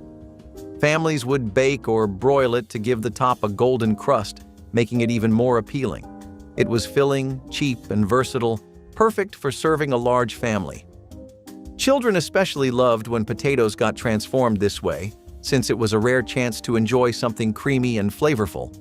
Potato rarebit may not be common today, but it was beloved back then. Meal went out the window and cornmeal came in, especially as the base of dishes like Johnny cakes, which were the cravings of everyone. They were made from fried cornmeal gruel, hot water, salt, or sweetened milk if it was available. People used a specific kind of pan to make these too, and it was known as a spider pan. Essential to the Johnny cake experience was keeping a very watchful eye on them to ensure the crisp did not burn, as well keeping a constant supply of bacon fat. That was another thing that got popular as people would store the fat from strips of bacon up and use it in dishes like this. In half an hour, you had a pretty decent lunch made with some pretty bare-bones ingredients. You'd never stop to think cream cheese, grated cheddar cheese, and flavorings like garlic or Worcestershire sauce could be a moment in the culture of American food and eating. Sure, you'd think it was a great meal, but an addictive snack people can't keep their hands off of. Still, don't we all agree that that's exactly what cheese balls were? The cheese balls that we know and love really started popping off in the 1960s to 1970s. They became heavily associated with party culture and the nightlife. You'd see them at bars, cocktail parties, and even as snacks at clubs. Later on, you'd start seeing them all throughout vending machines in pre-packaged forms. But the classic way to make it is something I bet you won't see coming. Did you know they rolled these balls in chopped nuts, like pecans and almonds, then rolled them again in herbs and different spices, ultimately serving them with crackers? That's definitely a flavor you wouldn't find in anything that comes in a packet. Since then, cheese balls have dominated a lot of snack times and post-lunch binge eating in homes all over the nation.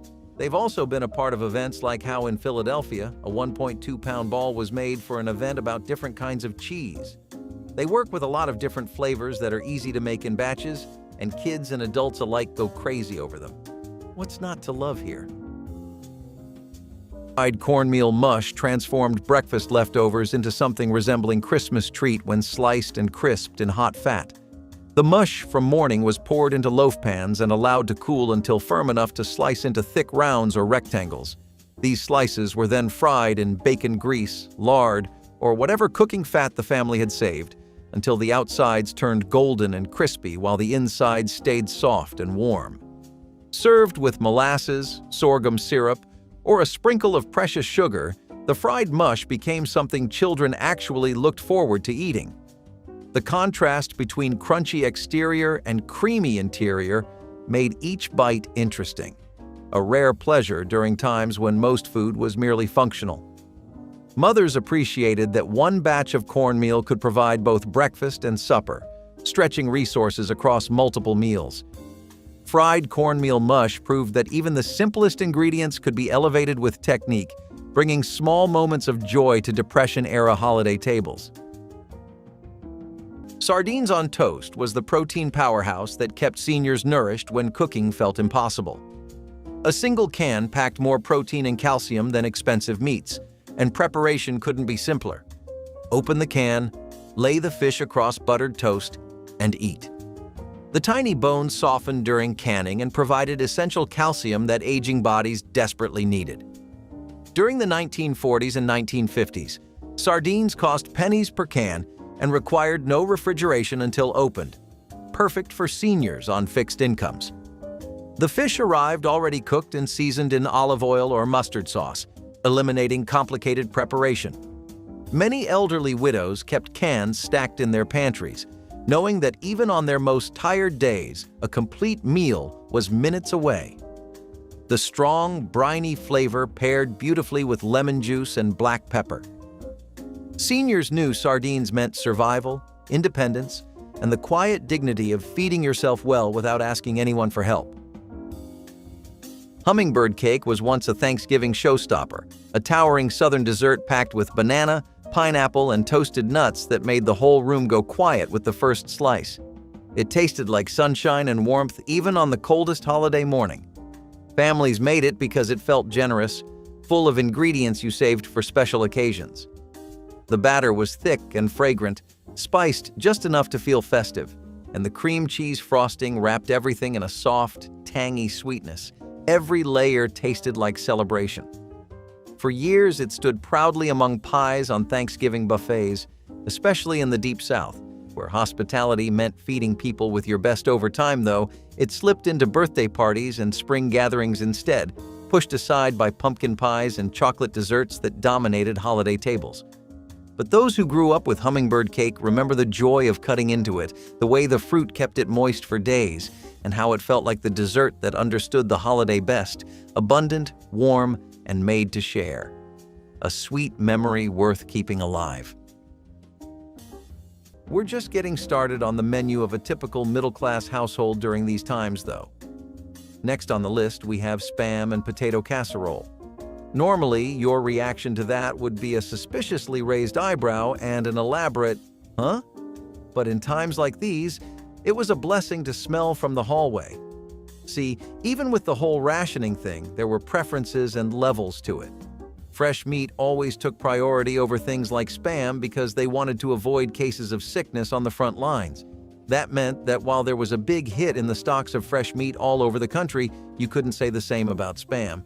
Sure, it definitely wasn't as available as it used to be, but it wasn't half as scarce as everything else either. Spam was even spread and given out to people in need through Lend-Lease programs and became a pretty dependable source of protein in the United States. It was easy to preserve too, much more than fresh meat, which usually required cooling of some kind. Spam? You just had to make sure the can was on a shelf. Spam could also work with bread slices or casseroles, so that made it really easy to mix into a person's everyday regular diet. Hamburger cornbread bake showed up in the 1940s as a direct result of wartime arithmetic. Beef was rationed, cornmeal was not.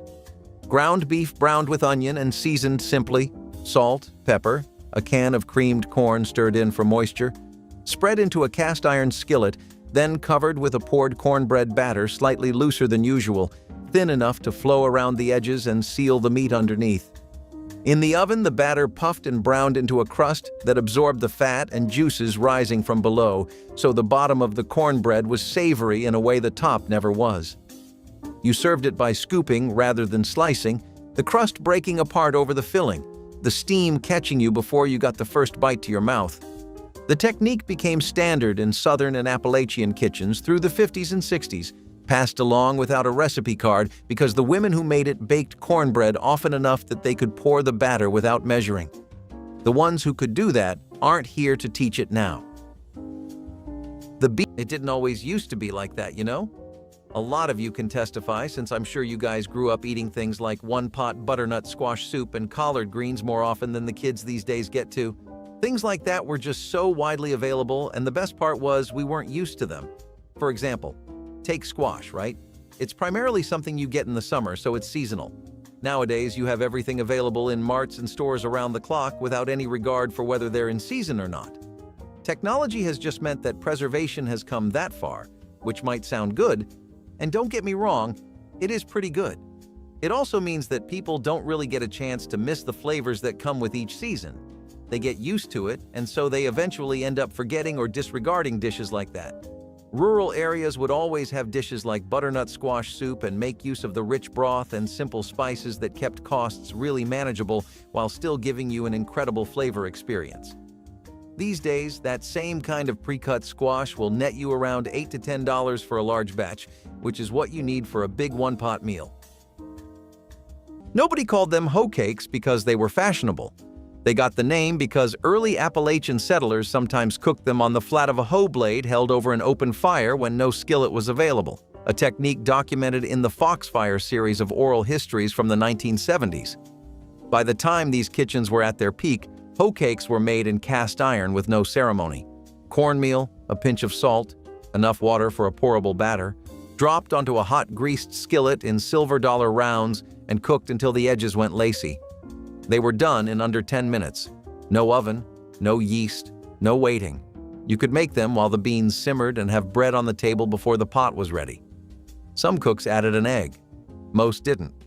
They used what they had, which was cornmeal and bacon grease in a hot pan. Younger generations grew up thinking cornbread always came from a box and always baked in the oven. So the knowledge of making bread on a stovetop with nothing but cornmeal and heat slipped away quietly, without anyone choosing to let it go. Cornbread and honey was one of those simple comforts that made every 1960s kid feel like they were getting away with something sweet before dinner.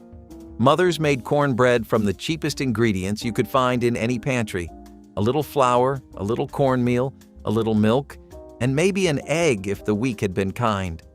The batter came together quickly, but the moment it hit the oven, the whole house transformed. That warm, buttery smell drifted through every room, telling kids exactly what was coming without a single word being spoken. When the cornbread came out, golden and steaming, it felt like a gift. Mothers sliced it into thick squares, the kind that crumbled just a little at the edges, and handed it out while it was still warm enough to melt anything that touched it. Then came the honey, drizzled or poured, depending on how generous she felt that day. The honey seeped into all the little cracks, turning a humble piece of bread into something rich and sticky and perfect. Kids loved how the sweetness balanced the savory corn flavor, creating a dessert that was not technically a dessert but felt exactly like one. It was cheap, filling, and made from ingredients almost every family always had on hand. Mothers relied on it because it stretched tight grocery budgets without ever feeling like a compromise. Kids begged for it because it tasted like warmth, like comfort, like the kind of simple sweetness that sticks in your memory long after you grow up and realize how much your mother made out of so little cornbread and honey was proof that dessert did not have to be fancy to be unforgettable. Ketchup sandwiches may sound like a joke today, but in the Depression era, they were a quick meal for children and adults alike. With meat out of reach for many, a slice of bread spread thin with ketchup became lunch or even dinner. The tangy, sweet flavor gave the illusion of something more filling, especially when paired with a second slice of bread. Sometimes butter or margarine was added if available, but most of the time it was just bread and ketchup. While humble, it provided calories when little else was around, and children often looked forward to it simply because it tasted different from the usual plain bread. It was also portable, making it an easy option for workers or school lunches. Though it might not sound appetizing now, it kept hunger away for countless families. For many who grew up in the 1930s, ketchup sandwiches became an unforgettable part of their childhood survival. Cornmeal mush is usually made with water or milk and is a type of pudding or porridge depending on the needs of the meal. This became incredibly widespread in the southeastern and eastern bits of America, and it makes sense given how much wartime rations were consumed there. When the government would hand those out, they would often make a point to lower sugar usage and use molasses to conserve other ingredients, so people would pair cornmeal mush along with them. Mush is a more accurate term since it does kind of land somewhere in the middle ground between a pudding and a porridge. It has the consistency of the latter, but it gels and sets like the former, which gives it a slightly airy texture too. Did you know it would not be cooked in milk though? That was set after the mush was prepared to cool it down. Did I mislead you into thinking the 70s were all about getting fit and keeping your cholesterol in the ideal range? It was also a period of exploration of other cuisines, one of those being the tiki style of eating. Tiki cuisine had a lot to take inspiration from, don't get me wrong, but one of the best parts of it was Polynesian chicken. Think of it like this sweet and tangy sauce or glaze that blessed the chicken with its thick, rich flavor. Now, the urge to take more steps towards tiki cuisine was something that was building up in the background since the 1930s, but it all really came to a head in the 1970s.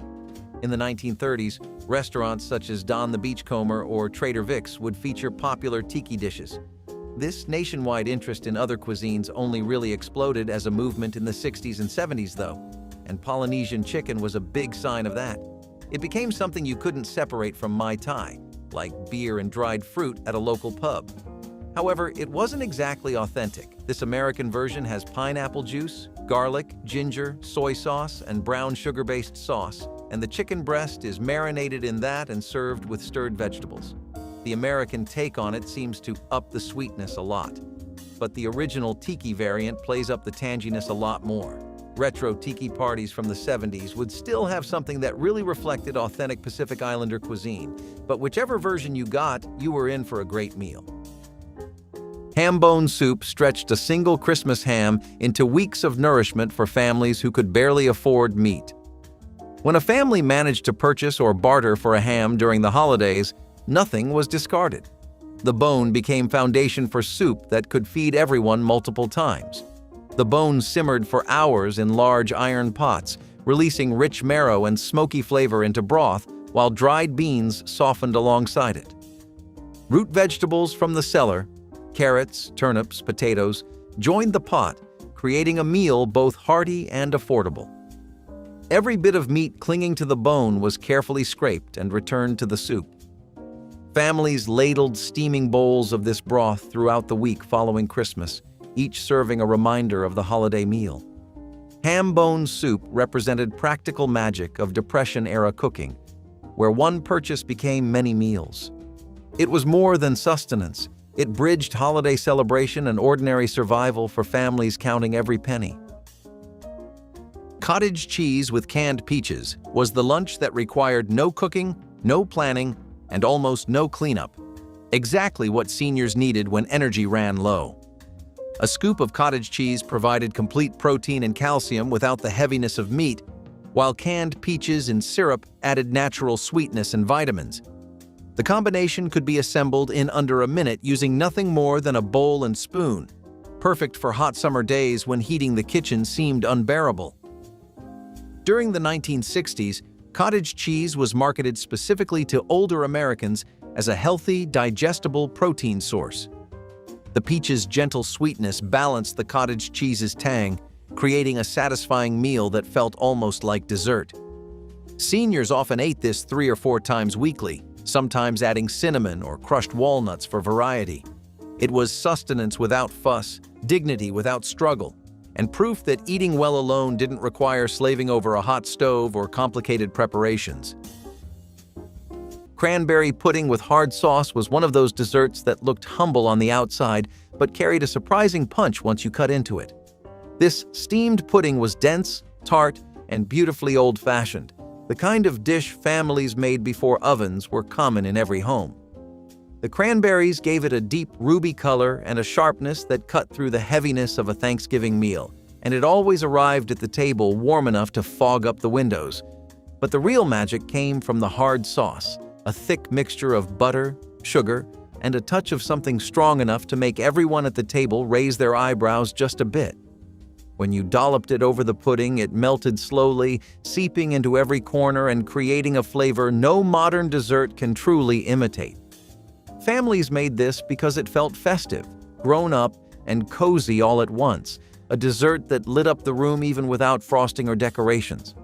Over time, the steaming process fell out of fashion, and people traded long cooking times for convenience. Microwaves replaced kettles, boxed mixes replaced handwritten recipes, and the pudding slipped quietly into obscurity. But the truth is, a dessert like this was never about convenience. It was about gathering in the kitchen, checking the pot, waiting together, and finally sharing something warm and indulgent on a cold holiday night, a forgotten classic, but one with a heart that has never really disappeared. If you really wanted to get deep into stretching ingredients out, savory rice rings offer some insight into how best to do that. They were filling, satisfying, and they consisted entirely of just cooked rice. You'd combine the rice with a lot of vegetables, some scraps of meat, and basic seasonings, but it was a pretty bare-bones recipe. Still, the magic here is in how it was made. You'd cook the rice with just a little bit of oil if you could spare it. Otherwise, cooking it normally would be fine too. The vegetables were sautéed in fat, and some families even made it a point to cook them separately. Either way you did it, The end destination for both was to be mixed together. If you could spare an egg or two, they'd work wonderfully as a binding agent. If not, powdered eggs were just fine too. All of this would then be cooked together so that the flavors could really be absorbed by the rice. You'd end up with something that was punching way above its weight, but it was doing a pretty good job at it. Nobody expected a 4-star meal out of this anyway. A cute and endearing thing people did with it, however, was the entire ring aspect of the meal. They'd mold it into a ring for some presentation points and to make it look just a bit more appetizing. I guess you can't really let go of human whimsy, even in times like this, huh? Before the casserole dish took over the American dinner table, whole families spent Sunday afternoons over heads of cabbage, and the result was stuffed cabbage rolls, a tradition that Polish cooks called gołąbki, Ukrainian families called holubci, and every community that encountered it eventually adopted under whatever name felt most like home. Ground beef mixed with raw rice, grated onion, salt, and pepper was spooned onto a softened cabbage leaf, rolled tight, and nestled in a baking dish with tomato sauce poured over the top. The rice expanded inside the rolls as they cooked, absorbing the tomato and beef fat until the whole roll held together in a way that seemed improbable, given how loosely it had started. The technique required patience and hands that knew how tight was tight enough. Women who had made them since childhood could roll 50 in the time it took someone learning to roll 5. The recipe arrived with the immigrants, traveled through church basements and community halls until it was standard American home cooking, and stopped when the immigrants' grandchildren stopped making Sunday food. During the Depression is when a lot of these ideas even first started circulating in the heads of the general American public. Before that, we were honestly not looking past classics like stuffed shells, which were also kind of a hybrid between local practices and something we took from Italian Americans.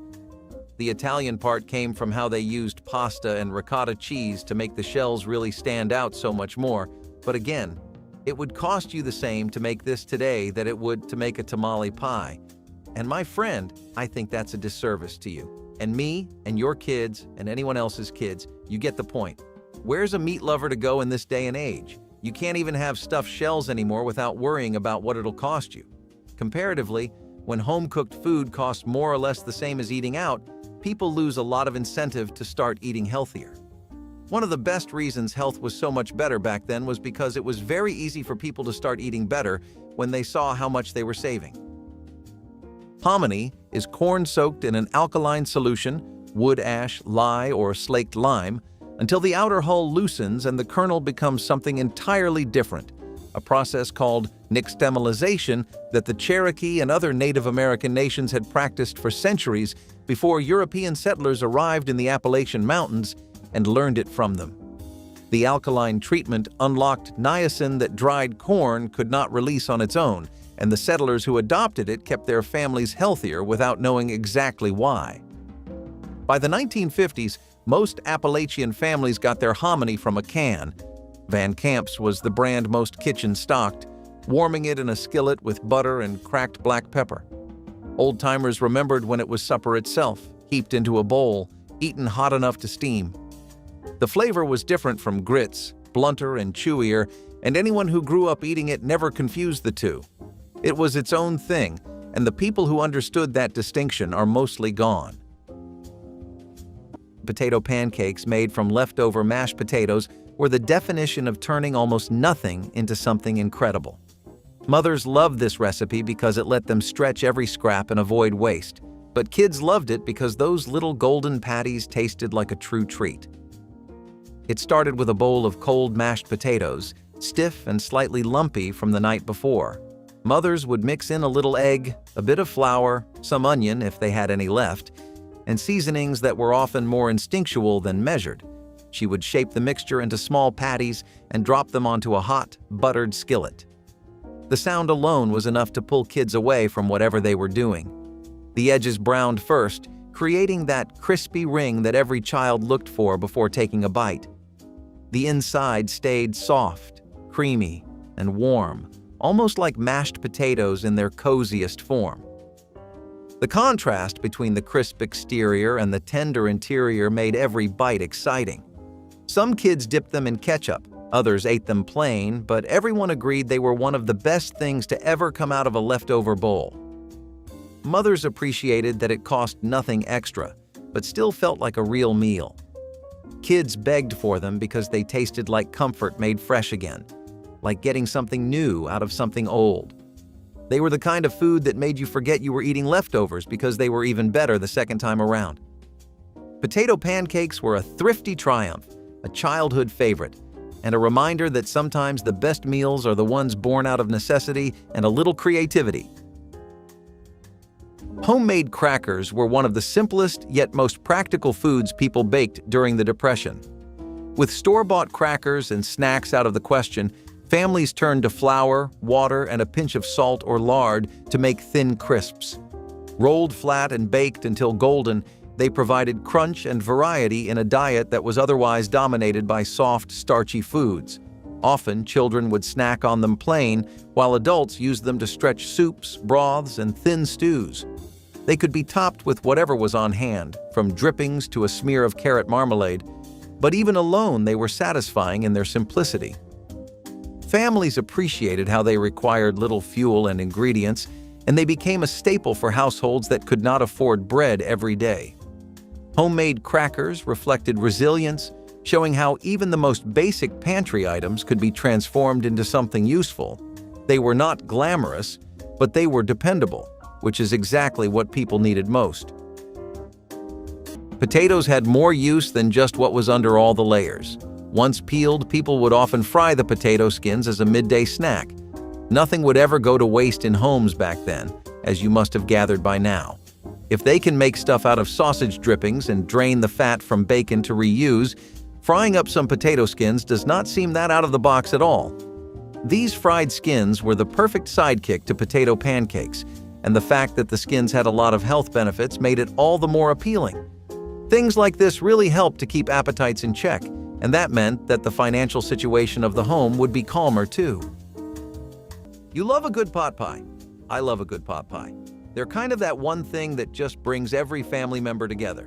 Bonds have been mended over a good pot pie, and new ones have been made, especially when the pie tastes as good as a pinwheel steak pot pie. Now, I'm not talking about just any old variation on your typical pie. Let me explain what sets this pie in particular apart from the others. It's all in the pastry dough and how it's wrapped around the steak, sliced into individual rounds, and then baked before being topped with even more pastry. The chef keeps doing this until you have a full-fledged pie, and what you end up with is the quintessential American comfort food experience. This thing got so popular that companies like Swanson were churning out frozen food versions of the pinwheel pie. Don't even get me started on all the restaurants that relied on this for a cash-filled closing on Saturday night. Let's talk about why it's so good, though. You get carrots, peas, a hearty steak made of ground meat, more pastry than you've probably had in a while, steak gravy, and beans to get a savory showstopper. This pie has an extremely rich flavor profile, and nothing about it shies away from that fact. Rather, it embraces its boldness. You know you're in for a heavy meal when you order this. Plus, it didn't help that it looked real pretty too, which made it a great choice for those family gatherings. Vinegar pie carried the tang of desperation transformed into something surprisingly delicious on Depression Christmas tables. When lemons were impossible to afford and fruit fillings remained a distant memory, families discovered that plain white vinegar could provide the tartness needed for a satisfying custard pie. The filling combined vinegar with sugar, eggs, butter, and flour, creating a custard that baked into something resembling lemon pie without the expense of citrus. The taste was sharp and sweet, with a silky texture that fooled many into thinking real fruit had been used. Mothers baked these pies in the same tins their grandmothers had used, continuing traditions even when ingredients changed. Children ate their slices without complaint, grateful for any dessert on the holiday table. The recipe required nothing beyond basic pantry staples, making it accessible to even the poorest households.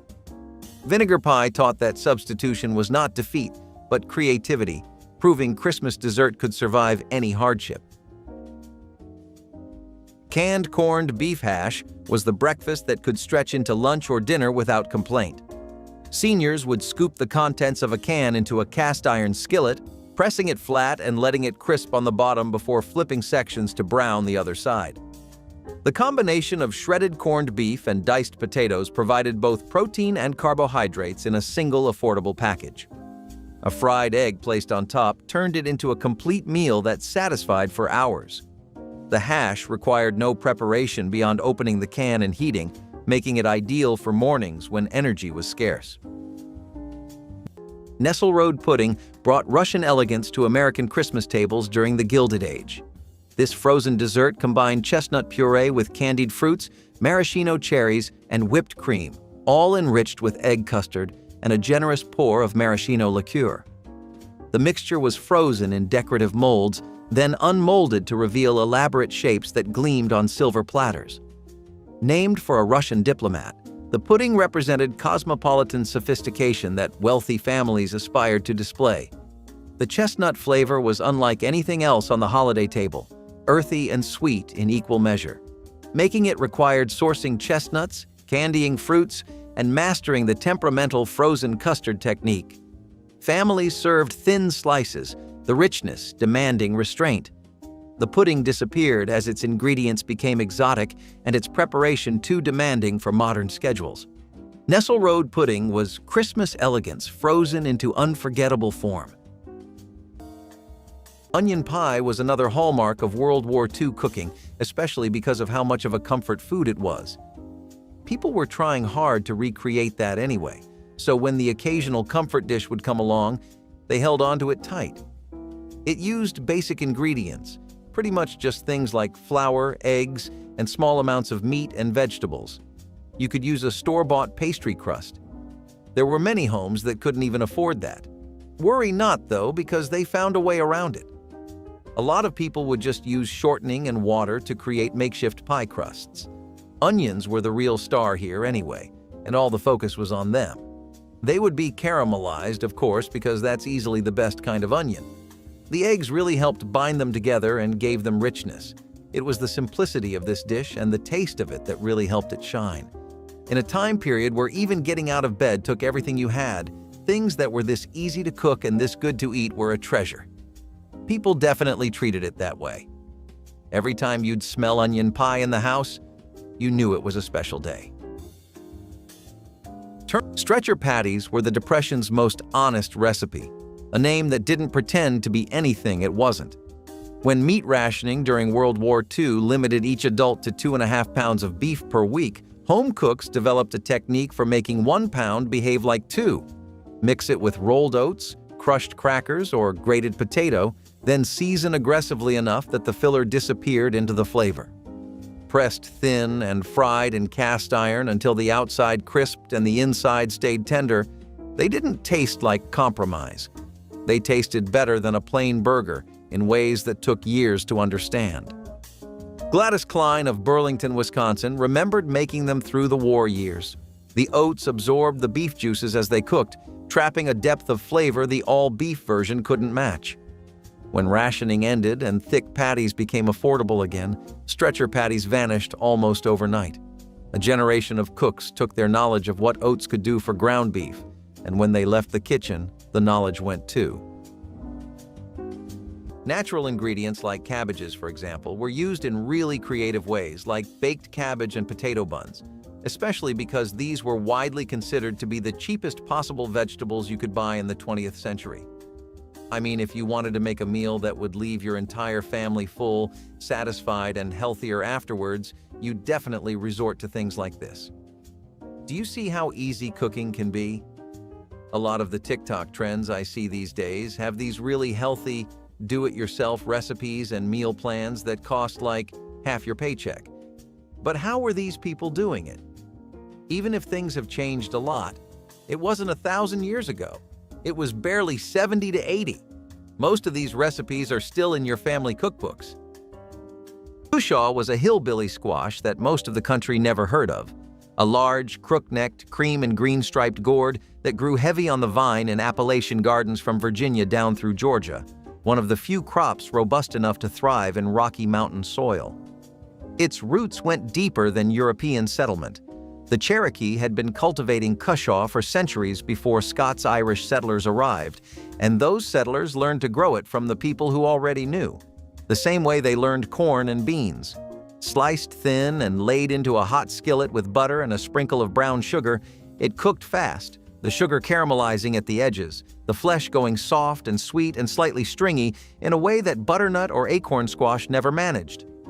Appalachian food writer Ronnie Lundy, in her James Beard award-winning cookbook Victuals, described cushaw as tied to mountain memory in a way that nutritional language alone cannot hold. The Foxfire Fund in Mountain City, Georgia, still works to preserve heirloom crops like cushaw, but the women who knew the exact moment to pull it from the pan are mostly gone. Hamburger hash was the skillet miracle that made every child in the house sprint to the kitchen the moment they smelled it cooking.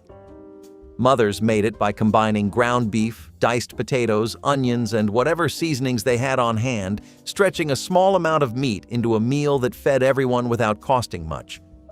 The potatoes would brown slowly, getting crisp on the edges and soft in the middle, while the onions melted down into something sweet and perfect. The beef sizzled alongside everything, creating this savory blend that filled the entire home with a smell that no hungry kid could resist. It was a one-pan treasure, the kind of meal that made the kitchen feel warm and alive. Kids loved it because every spoonful felt different. Some bites more potato, some more meat, some deliciously heavy on onion. It was the kind of dish you could pile high on a plate and still go back for seconds, even thirds if you were lucky. Mothers liked that it stretched ingredients, saved money, and kept stomachs full for hours. Many families added ketchup, some added gravy, some ate it exactly as it came out of the pan. There was no wrong way to enjoy hamburger hash. It was cozy, hearty, and the definition of comfort food long before that phrase became trendy. Kids begged for it because it tasted like home in the most uncomplicated way possible, like the kind of dinner that made the whole family sit together without any fuss. It was simple, cheap, and unforgettable, which is exactly why it became a quiet legend in so many 1960s homes. Cabbage roll. Casserole was one of those Depression-era meals that made the most of scraps while still delivering real comfort to the table. Instead of carefully rolling leaves around bits of rice or meat, families would simply layer chopped cabbage with leftover grains, stale bread, and whatever scraps of vegetables they had. Sometimes there was even a small amount of ground pork or beef mixed in, though most of the time the casserole relied on stretching every flavor from the scraps themselves. A little vinegar or tomato juice added tang and moisture, while onions gave it a base of flavor. Once it baked, the entire dish came together into something hearty enough to serve a large family for very little money. The casserole was a dish that spoke to both ingenuity and the realities of the time, because not everyone could spare hours or meat for proper cabbage rolls. Layering scraps turned survival cooking into something close to celebration. Speaking of cakes, hot water cornbread was also a not-so-close but close enough alternative to your regular layered delights. It was made in a pan, and the batter was shaped into cakes before being fried in hot fat to add that iconic crisp that nothing else had. Seriously, this thing gave fried chicken burgers a run for their money in retrospect. Then some salt and boiling water was all you needed. It had a perfectly crisp exterior that crumbled in your mouth perfectly, while the inside was tender, warm, and very reminiscent of Grandma's cooking. Probably why it caught on as much as it did, since most of these ingredients managed to get the long end of the stick with inflation. Molasses cookies were the sweet tradition that survived when sugar became too expensive for Christmas baking.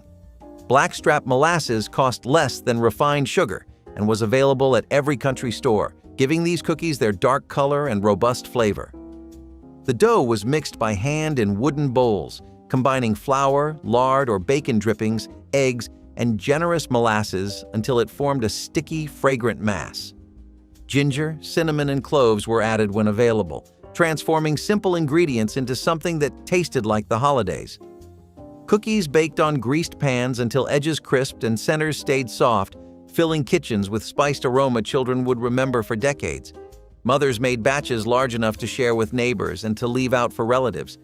The dark sweetness hit the tongue differently than sugar, deeper, almost earthy, with mineral notes that tasted like comfort. Molasses cookies proved Christmas could still taste special, even when pennies stretched impossibly far. Milk toast with soft-boiled egg was the gentle meal that comforted seniors when their stomachs couldn't handle heavier fare. Slices of bread were toasted golden, placed in a shallow bowl, then covered with warm milk seasoned with butter and salt. A soft-boiled egg with runny yolk was placed alongside or sliced directly onto the milk-soaked toast. The combination was easy to chew, easy to digest, and surprisingly satisfying despite its plainness. During the 1940s and 1950s, doctors often prescribed milk toast for patients recovering from illness, and many seniors continued eating it simply because it felt nurturing. The warm milk absorbed into the toast, creating something between soup and bread pudding, while the egg provided protein that helped rebuild strength. This meal required minimal preparation and could be made even when exhaustion or illness made standing at the stove difficult. For elderly men and women living alone, milk toast represented self-care in its simplest form. Serving ambrosia salad as a fancy side was one of the little ways Grandma added sparkle to Thanksgiving, even when the ingredients were simple. She mixed the citrus, coconut, and pastel marshmallows as if she were preparing a centerpiece, stirring everything gently until it looked almost too pretty to touch. Back then, ambrosia salad felt like sophistication, a sweet moment in the middle of a heavy meal.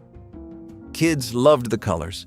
Adults loved the cool, creamy break from richer dishes, and Grandma loved that it made the table look complete.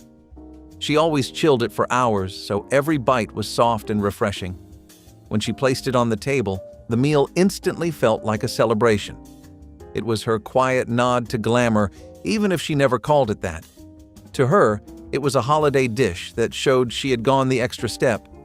Tastes may have changed over the years, but her ambrosia salad stayed legendary because it carried effort, care, and joy. It was part of what made Thanksgiving perfect.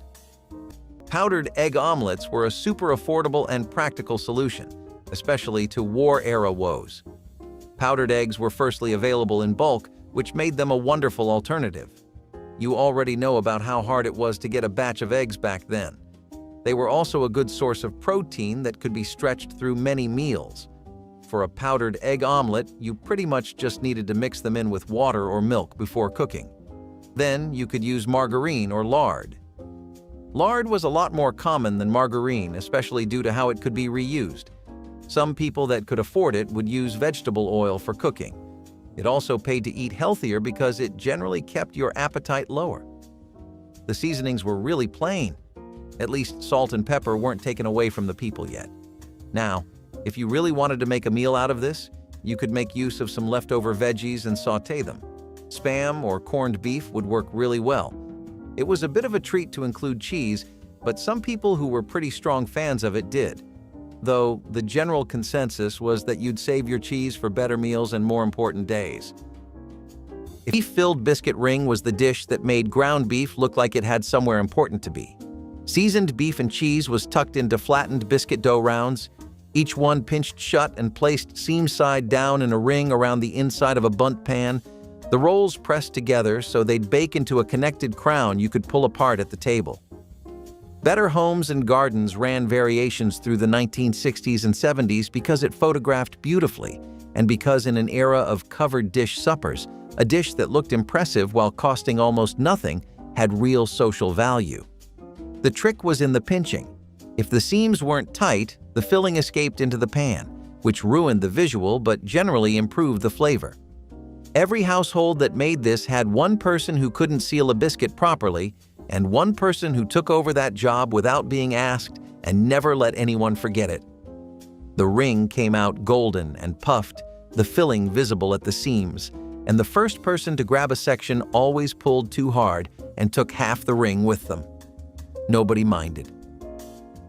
So the thing with a lot of American culture is that it takes away from immigrant cuisines and local regional ways of cooking that make the best use of what's already available around us. Stuff like soup beans, and a lot of the dishes on this list are prime examples of that. And that's why they're so different from basic American cooking, which always typically revolves around meat and cheese, both of which, keep getting more expensive. I mean, what even is a soup, really? You put your beans in, you put the water in, mix, and voila, you're good to go.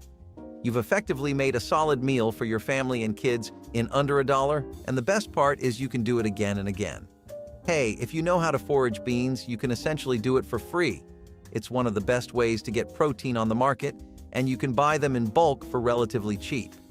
They don't really need a lot of work in terms of flavor either, because anything more than basic seasonings will really bring out this soup's potential. Fried apple rings hung from smokehouse rafters from September through spring, sliced thin in late summer, dried on strings or racks until they went dark and leathery, storing a summer's sweetness in each wrinkled ring. You reconstituted them in a skillet with water and butter, let them plump and soften, then drizzled sorghum molasses over them while they were still warm. The combination tasted richer than it had any right to. Tart sweet apple against deep, slightly bitter molasses, smelling of cinnamon even when no cinnamon had been added. Sorghum had been the everyday sweetener in mountain counties since before refined sugar was affordable. Small sorghum mills operated through most Appalachian communities well into the 1960s, pressing juice from the cane and boiling it down in open-air copper evaporators. This was the kind of supper that crossed the line between food and memory so completely that the smell alone, decades later, could stop someone still. Fried bologna sandwiches were the crown jewel of cheap meals that somehow tasted like pure magic to a 1960s kid. You would hear that sizzle hit the pan and instantly know something good was coming. Mothers did not need fancy cuts of meat to keep kids happy, just a thin slice of bologna and a hot skillet. The edges curled as it cooked, forming that little bowl shape every kid waited for. Some wanted it soft, others begged for it crisp, but everyone agreed it tasted perfect. Then came the soft white bread, the kind that practically melted when you bit into it. Maybe you added mustard, maybe not. But the flavor never needed help. It was salty, warm, and comforting in a way that felt bigger than the ingredients. Mothers loved it because it took almost no time, and kids loved it because it never once felt cheap. Fried bologna sandwiches were childhood on a plate, simple and perfect every single time. Rolled oat meatloaf was another way people made do when meat was a rare luxury during the Depression era. The idea was simple. Oats were cheap, filling, and easy to find, so they became the backbone of many loaves when ground beef was scarce. Housewives would combine rolled oats with onion, a little broth or tomato juice, and perhaps an egg if one could be spared, then bake it until firm. The oats took on the flavor of the few seasonings and drippings that were used, giving the illusion of meat even if very little was present.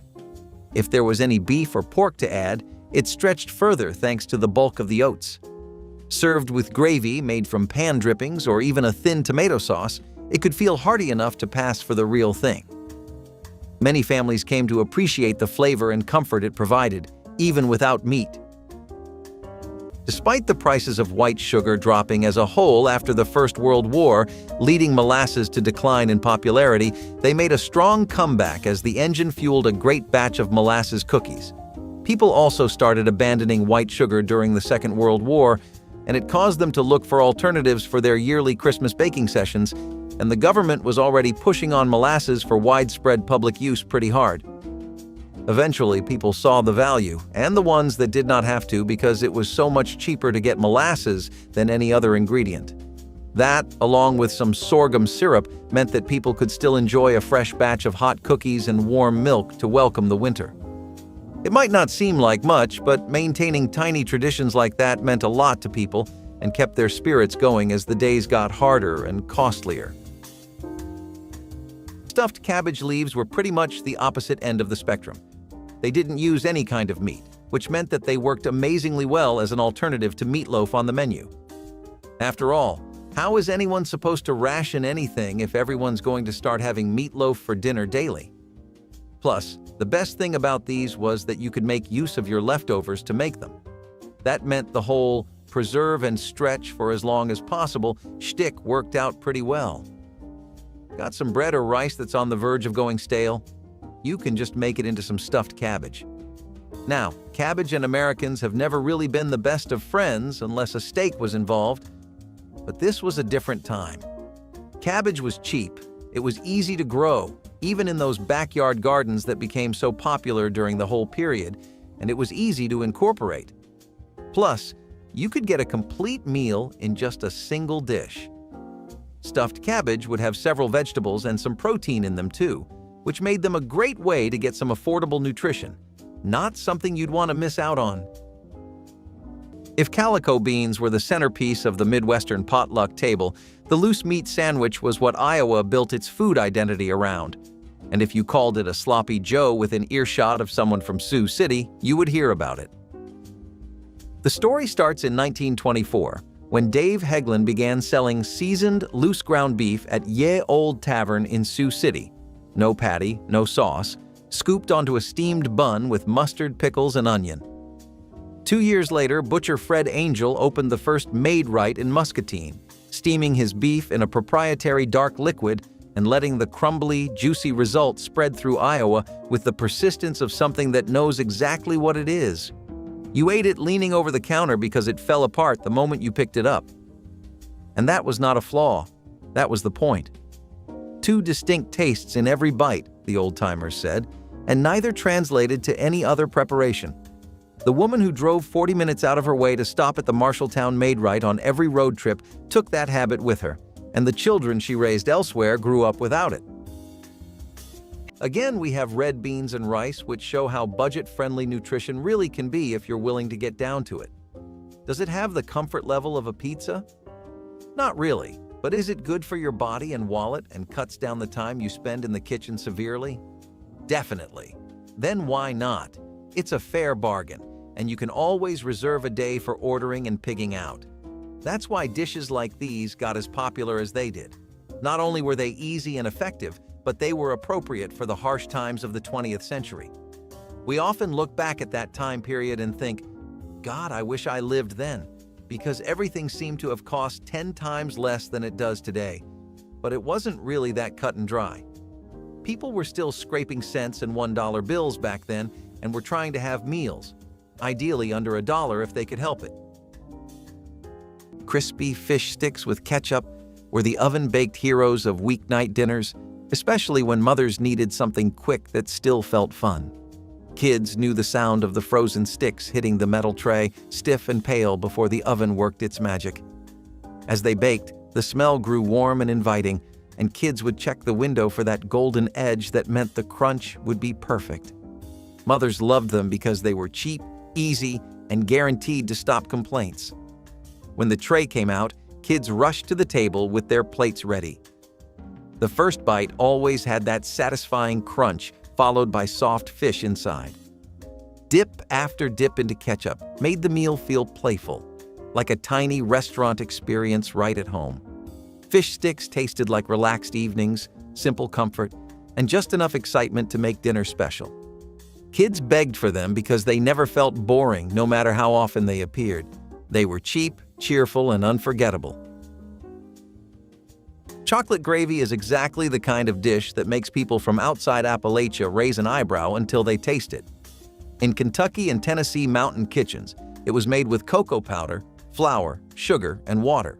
No milk, no butter, cooked until thick and glossy, then spooned hot over biscuits as a supper that was both meal and dessert, and neither one exactly. The recipe spread through families in the Cumberland Plateau, from women who knew that sugar and starch could fill a stomach as surely as any meat, and that children who refused beans for the third night running would eat without complaint if something sweet came with it. The wider food world discovered chocolate gravy in the early 2000s and called it Southern, but it was Appalachian first, specific to these mountains. Every family made it slightly differently, some using milk, some adding butter at the end, some keeping no written recipe at all. When your grandmother stopped making it, the version she made stopped existing, and the distance between her version and every other version closed to nothing. The grocery bill was never the problem. The knowledge was. Leave your grandmother's best stretch meal in the comments.